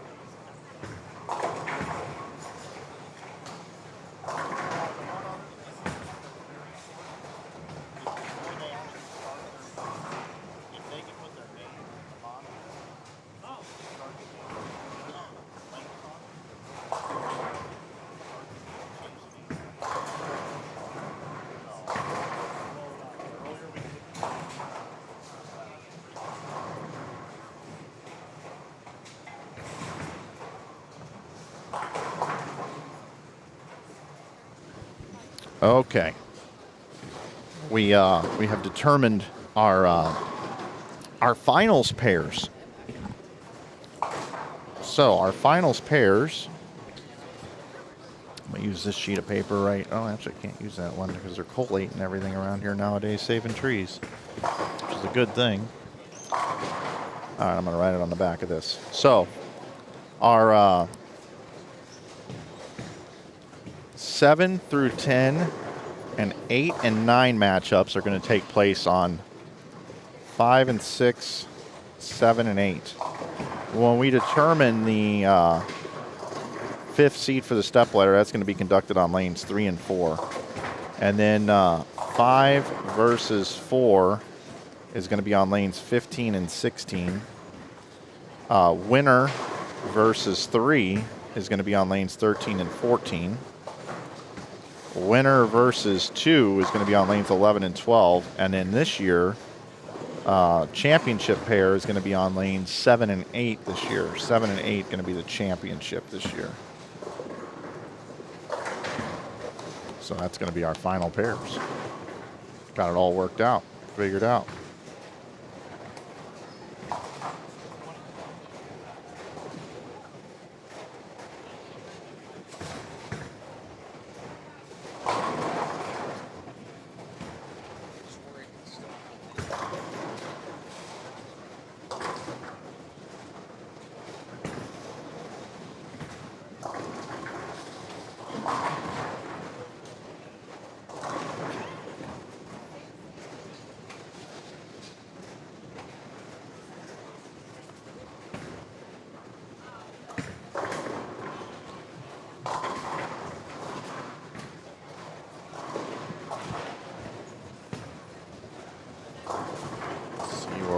Here score-wise.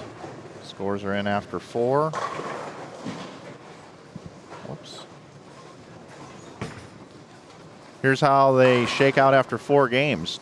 Jake Boxty still leading at plus 338.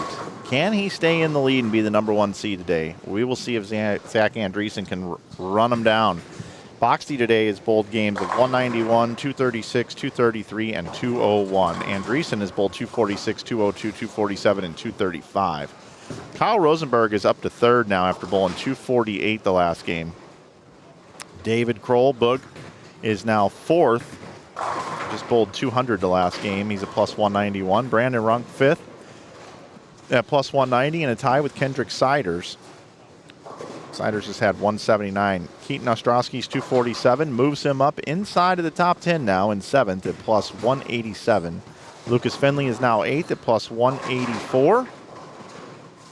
John Cryer Jr. after that 237 game finds himself inside the top 10 now into 9th. He jumps in. Jonathan Shallow still 10th at plus 160, followed by Brett Lloyd, Aiden Pyatt, Kevin Magnuson, Brandon Cryer, Alex Pike, Josh Kennedy. Brandon Cryer, after bowling 241 the first game, has only bowled 177, 191, and 172, and he has found himself dropping further and further down right here.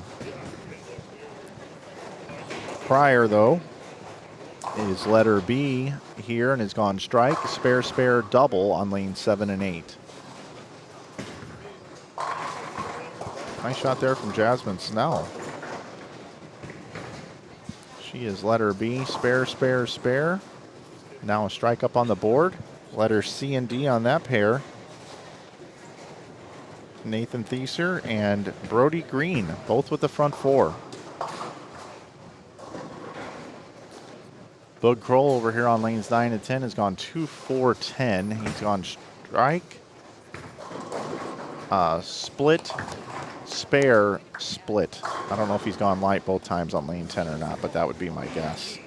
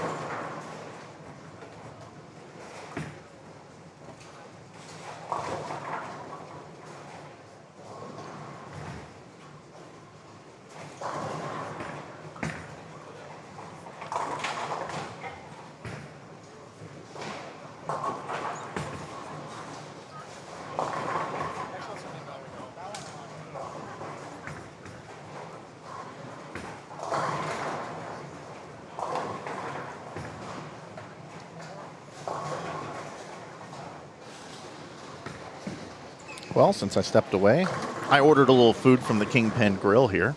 Going to have a little lunchicles here before we get started with our finals. Both strings came to an end. Can't say it was my fault. I stepped away. Or maybe it was this time.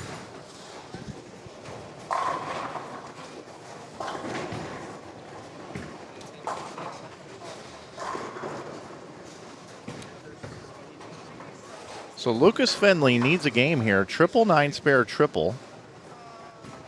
Boxty has the triple and is going to a Dutch pace after that. Letter A up there on the upper right of your screen. Zach Andreessen, spare, triple, spare, strike, open, spare. Brandon Cryer, strike, spare, spare, double, spare, strike. Finley looking for 4 in a row here. Brody Green and Nathan Theiser both looking at 279 here.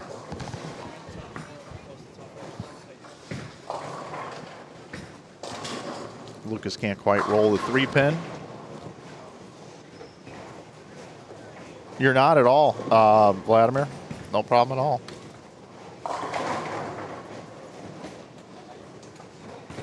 My friend noticed my release is late and causes my balance to be off. I have a 5-step approach. How do I fix it? Do I reduce it to 4? Do I speed up? I don't think you need to reduce to a 4-step approach. You can. There's less moving parts. If you take a 5-step approach, you should barely move your left foot. It's nothing more than a timing step. If you're picking it up at all, then you're not doing a 5-step approach properly. You should push on your second step. In a 5-step approach, you push on the first step in a 4-step approach.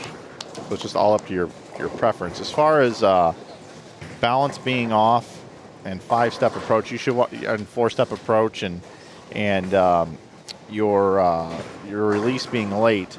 I would seriously watch all the videos we have on our YouTube channel here, all the instructional videos that Mike Shady and Mike Jasnow have put together. I would watch those. You're going to get a lot of great information from those on just how to do like foul line release drills. That'll help that. What you do is you just go up to the foul line, you get in the athletic stance, you get in your finishing position, you hold the ball at your side, and you work on your release, and you just focus on the release and the release only. Don't worry about your score, what your ball's doing. And then you can train your muscle memory to be able to do those things. You know what it feels like at point of release. So when you take 5 or 4 steps on the way to the line, at the foul line, you can go back to what that felt like just being at the line and be able to replicate it there. You can also do some bowling at home.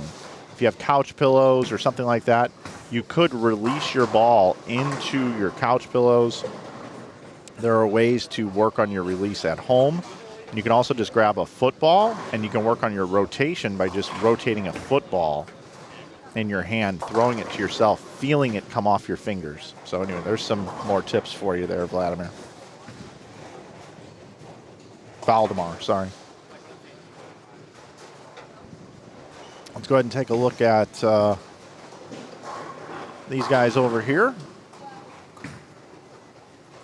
Ostrowski can bowl 214. Shallow can bowl 214 as well.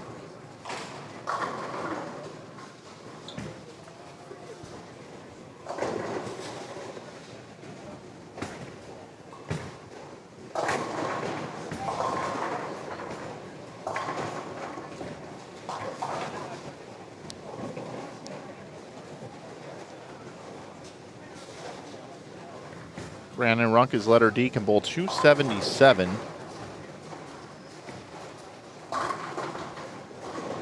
Siders can bowl 234. He's letter B. Ostrowski with a double in the 10th there is going to be in the 2 teens. Runk with a big game coming here. Letter B on the right side of your screen is John Cryer Jr. Just moved inside the top 10. Just missed a single pin. Can still get to 236. 249 still left out there for Kevin Magnuson, who needs a game here. He had that 180 in game 3. Letter C there, Isaac Goodman has now got a 6-bagger working, and Alex Pike, strike, open 4-bagger spare.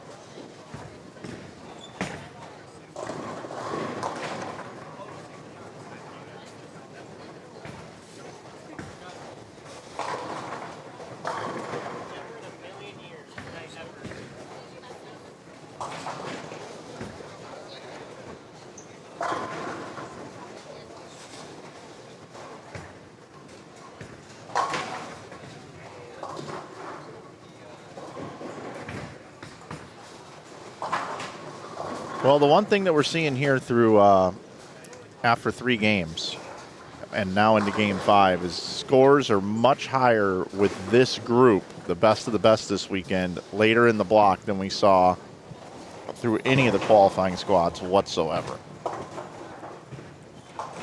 This is really impressive what we're seeing right now.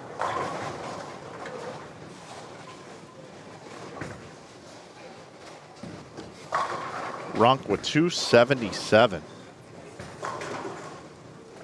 I'll tell you, lefties are going to be tough to beat. I'm just throwing that out there right now. Lefties are going to be tough to beat. I'm going to move back over to our leaders coming into this cashers round this morning.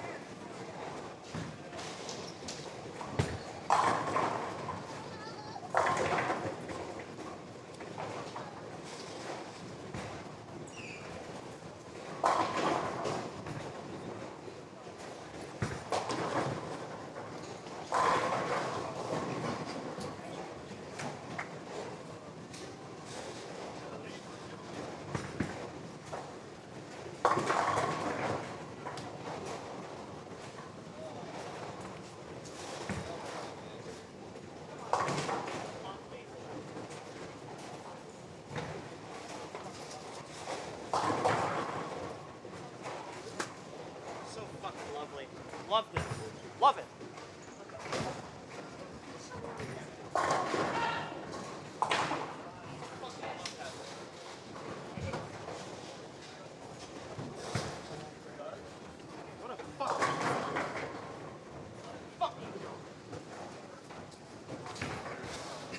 Brandon Cryer is a little upset with his game. Understandably.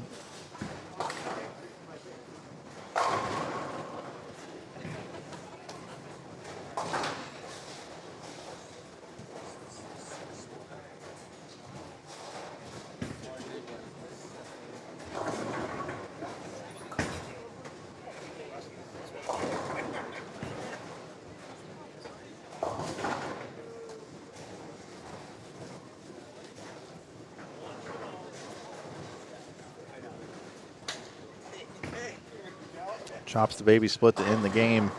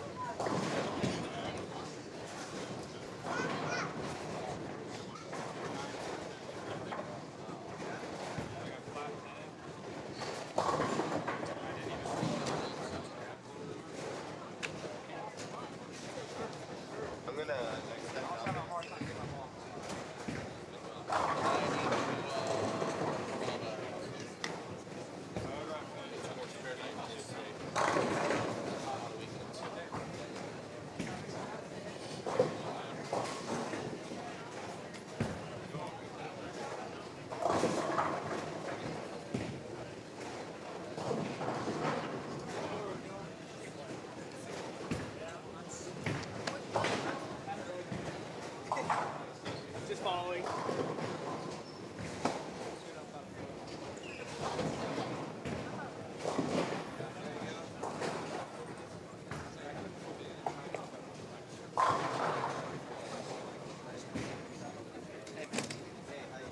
How y'all doing, guys?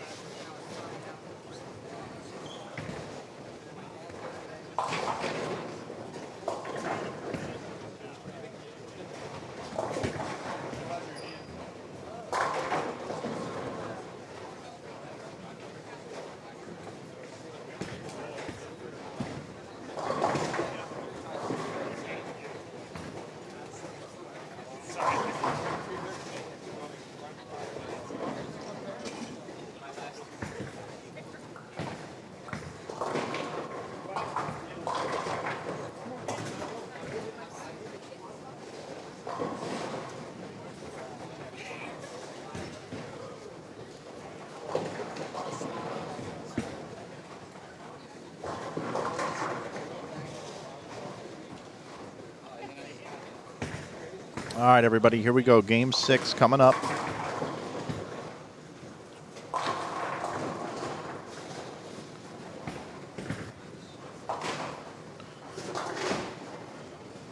All right, getting organized here. Getting ready for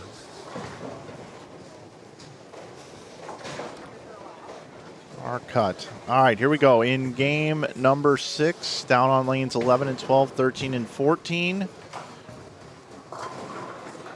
We have Zach Andreessen.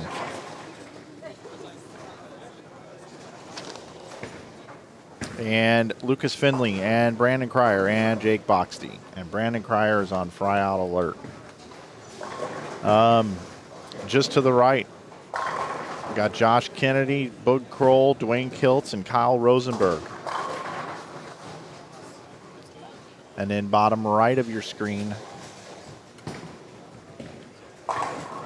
we do get to see Brett Lloyd, who had been bowling very well, at least going into the last game. We'll see what his score was.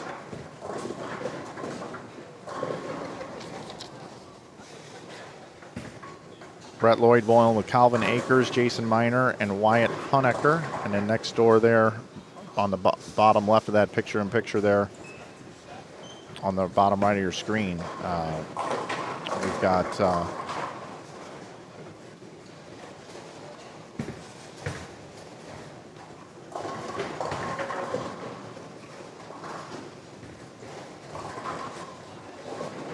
Tyler Close, Thomas Cutforth, Ryan Burks, and Tyler Masterson. So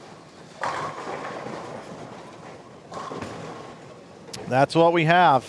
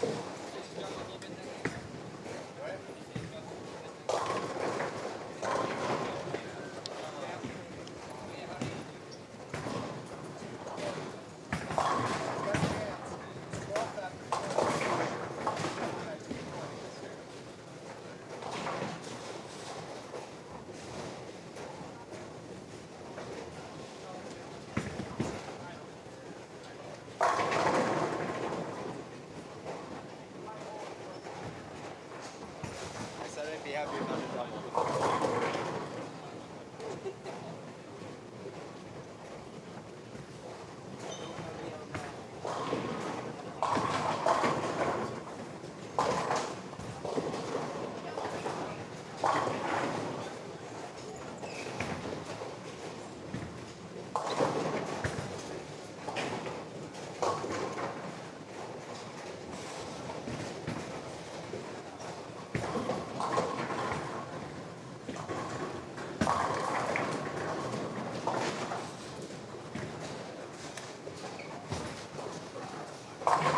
Here are our standings now after 5, everybody. Jake Boxkey is 72 pins ahead of second, so he looks like he's going to be the number 1 seed. We're going to see it right here whether or not he's going to be that.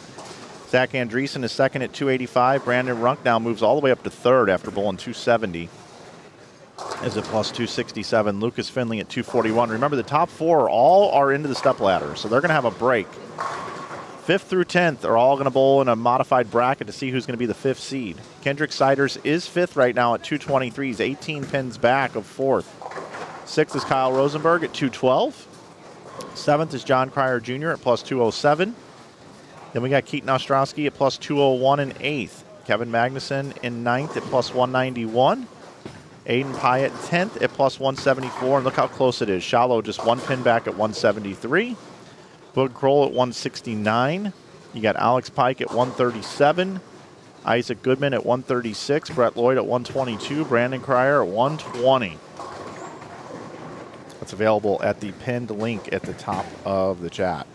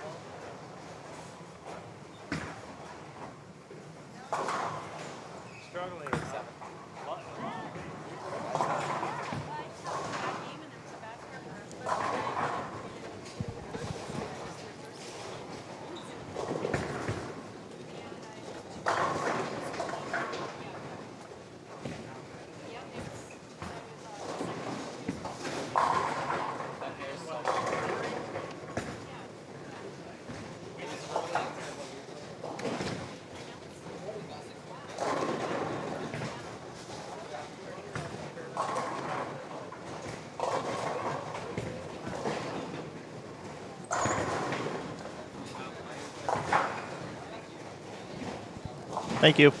Appreciate it.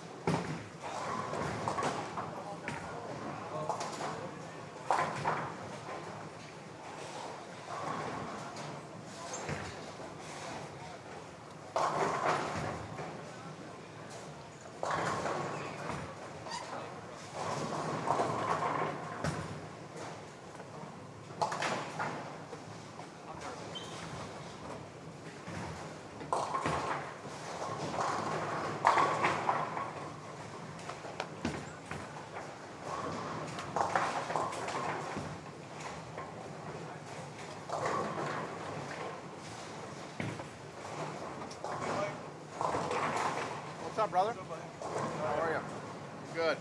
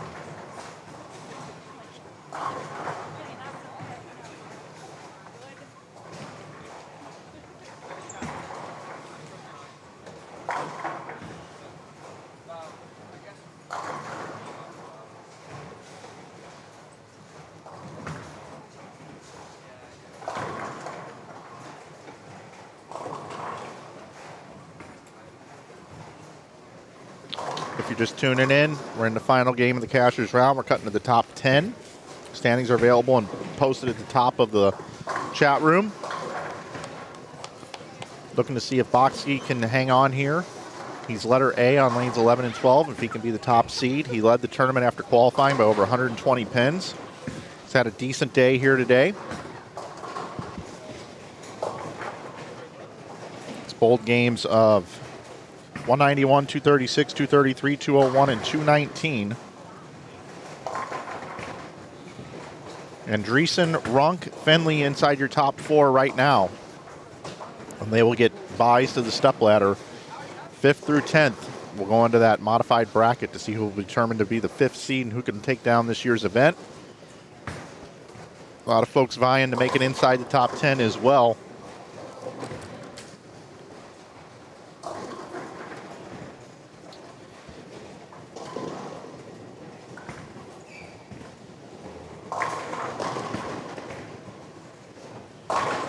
Andreessen, this game would need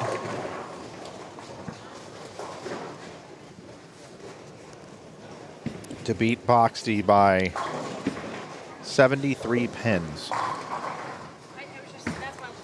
And I don't think that's going to be possible.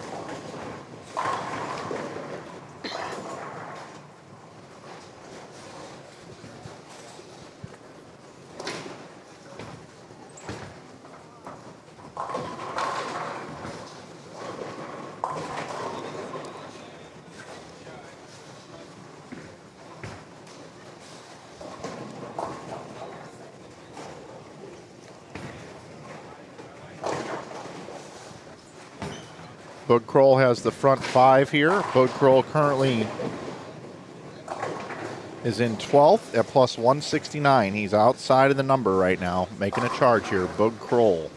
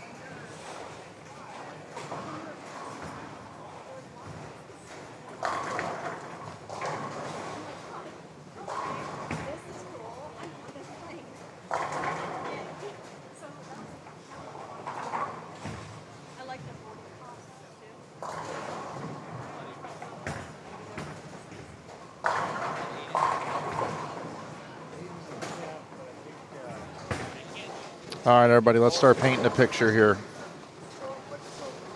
Again, if you're just tuning in, I'm going to pop it up here again for just a second. This is our standings. We're cutting to 10. Top 4 are automatically seated into the step ladder. So we're going to take a look at each one of these players starting at the top. Jake Boxty.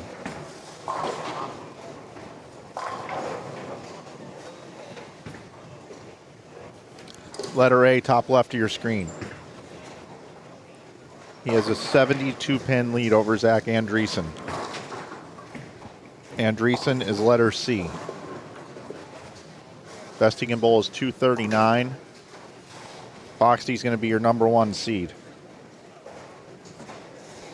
Then it goes to Andreessen at 285. Brandon Runk is at 267. Brandon Runk is a little bit further down in the bowling center. I don't know what he's bowling right now. Lucas Finley, I do have that information right here. He is letter D. He's struggling a little bit this game. He's at plus 241 currently. Kendrick Siders is 5th. Siders is a little bit further down as well. He's bowling on Runk's pair, so that's a pair that we definitely need and want to know about. Then we've got Kyle Rosenberg. We happen to have here on the right side of our screen. He is letter D. He is also struggling here a little bit this game, and he sits 6th at plus 212. John Cryer Jr. is in 7th. He's just a little bit further down as well. Do not have a score for him currently. Ostrowski is 8th.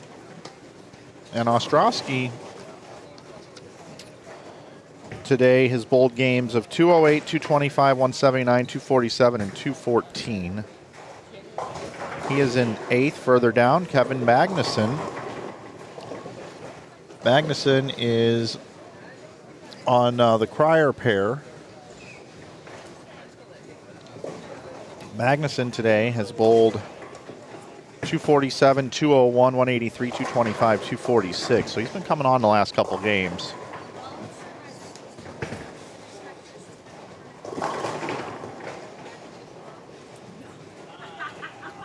And then 10th is Aiden Pyatt. Pyatt is also a little bit further down there. So he's made a pretty big move here today to get into the top 10. Pyatt's bowled 227, 256, 215, 193, 225. Jonathan Shallow is 11th right now. And Shallow is on the Ostrowski pair. Boog Kroll is 12th right now, and we've been watching him. Front 5, 9 spare, strike, and then he just PBA washed out here with the 1, 2, 4, 6, 10. Boog's trying to get into that number. He's 5 back of the number currently. Then it goes down to Alex Pike. Alex Pike's a little bit further down in the Cryer pair. He sits at plus 137. Isaac Goodman also on that pair. He sits at 136.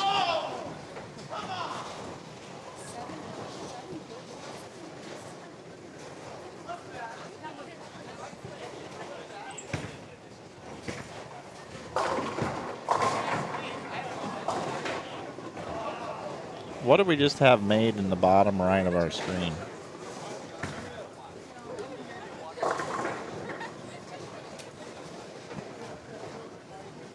I'm looking at the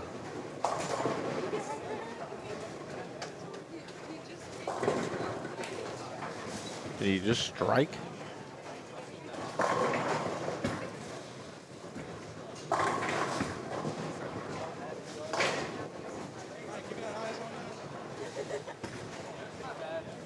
Not sure what I missed there, or if it was really nothing.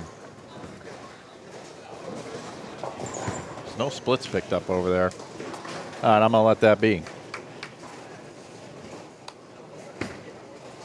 Brett Lloyd is over to our left. Brett Lloyd can bowl 213. Brett Lloyd had a nice day today, but he's going to fall short of making the top 10. Brett Lloyd bowled 257, 255, 227, 234, and at 172 the last game.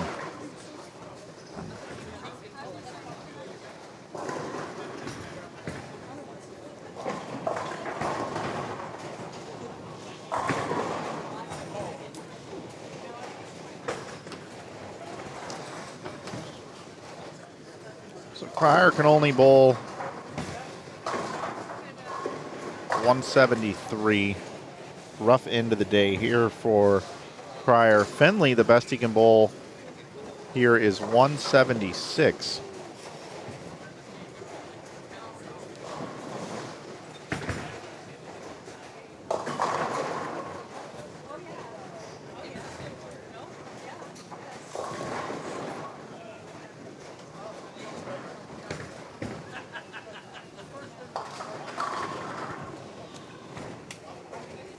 Finley's fourth right now at 241. He's going to fall outside of the top 4 for sure.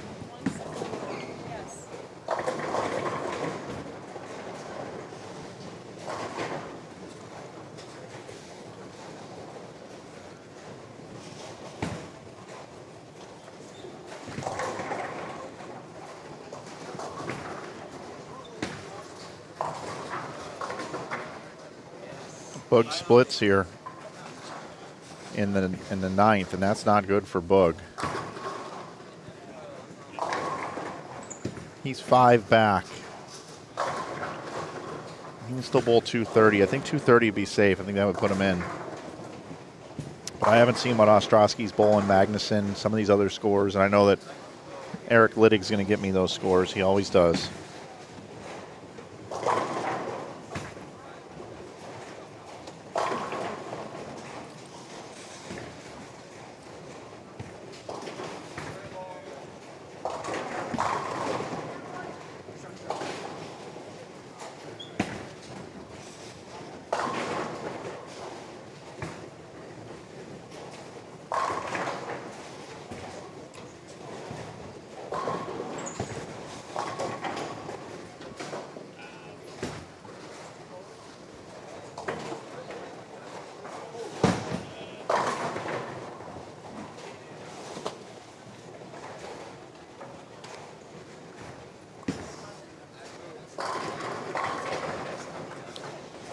So, congratulations to Jake Boxty. Going to be our #1 seed. Is going to be at plus 354.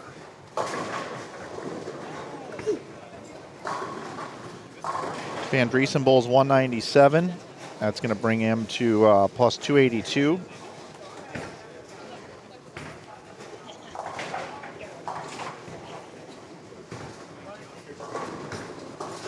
I want a backup ball here. Be interesting to watch him bowl later on today in the stepladder, whether or not he'll be bowling up the right side of the lane or the left side of the lane. He's the closest thing to Simo we have, I guess, in this tournament. Lucas Finley's trying to bail out 176 here. Brandon Cryer is not going to get there. He was 16th going into that game.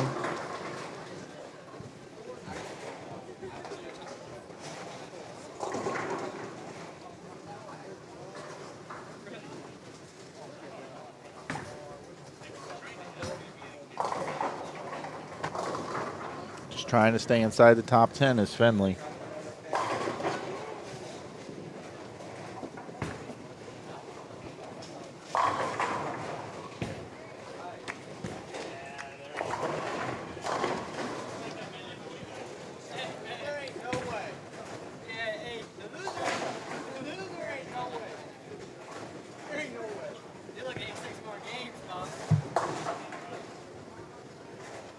We started at 9 o'clock.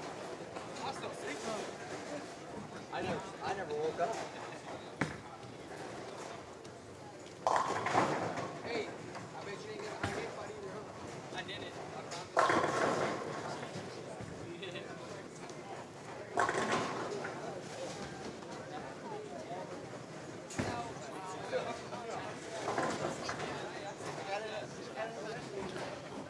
Kroll stepping up in the 10th frame, can bowl 235. And unless there's a bunch of other big scores that I just don't know about. Yeah, brother. Have a safe trip home. Say hi to Sue. All right, brother. Thank you. Tommy's leaving.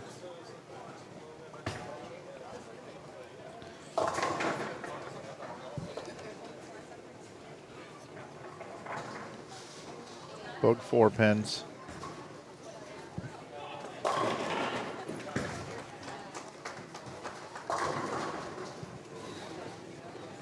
Scores just went away.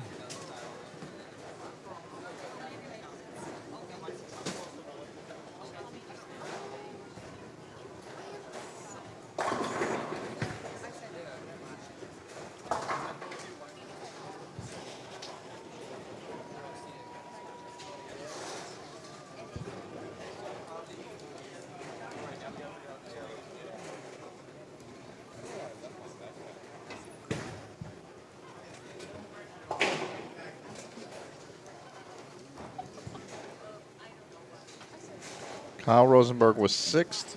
He's letter D. Can only bowl 162. Boog up the middle gets 8. 223 for Boog. So that takes Kroll to plus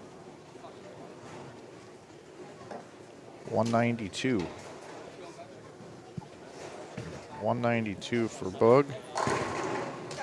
Rosenberg, 162, so 38 from that is 182, 174 plus 174 for Rosenberg.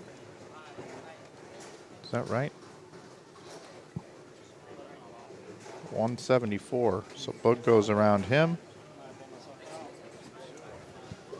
And I'm just waiting on some scores to come in. I'm going to have Eric bring that to me.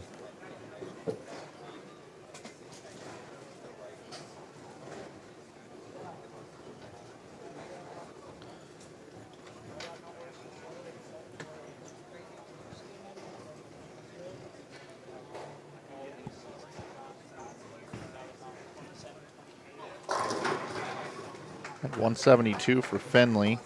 So 172 for Finley brings us to 28 from that is 13. 213 for Lucas Finley. Just need a runk score. I need some other scores to come in here.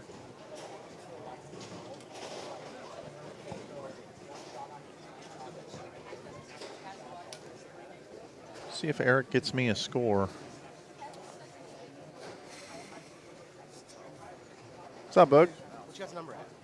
I don't because it's all A and B's, so I can't look them up. I don't know what Runk had. I mean, you went ahead of Rosenberg. Yeah. He was on your pair though. So Magnuson down here has. Eric Littig's going to have the number. He's good at getting the number. That's Magnuson bowling right now, right? Magnuson had 240. He's getting pretty excited down there, but he's well into the show. I just don't know if that's going to get him inside the top 4. Magnuson might get inside the top 4, but again, I don't know what Runk and some of these other guys had. I don't know what Siders had either. Who? Siders? Kendrick, I don't know. I know. Runk had 203. Runk had 203, so he's plus 270. Yeah. Cryers had one. John Cryers, he had 172. So there's 2 Cryers. Okay. That's the older guy who's a lefty, Okay. and Brandon Cryer is the one that was frying out down here. Aiden Pike down here. Yep. He's got 260, I think, left. Okay, so he's 10th, so he'd be at plus 2 whatever. Yeah, he can get to 2. Aiden Pyatt's got 270 left, so. Yeah, they're just taking longer down there than up here. So you guys finished early, Boog.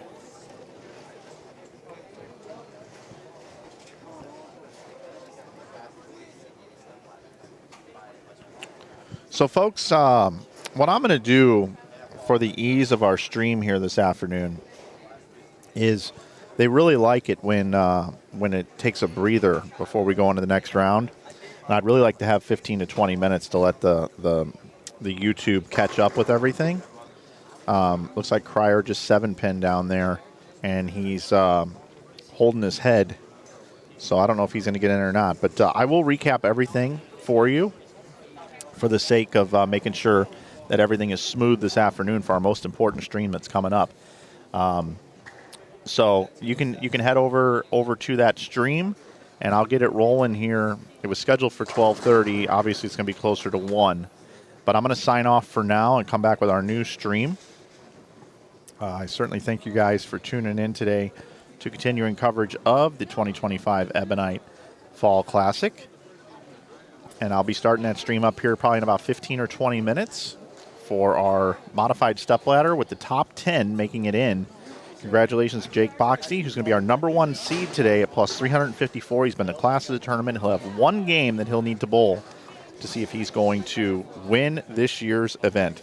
Special thanks to Ebonite, Brandon Steen at the Steen team with Stride Bank and Structure Real Estate, Waterloo Convention and Visitors Bureau, Budweiser, I Am Bowling, Kwik Star and Kwik Trip, and the Hampton Inn. For the Amy family and everybody here at Maple Lanes, including Joe Engelkiss and his entire staff, my name is Mike Flanagan from InsideBowling.com. I invite you to join us for the finals coming up here in about 15 or 20 minutes right here on Inside Bowling. And we're looking forward to seeing you there. See you in a little bit, everybody.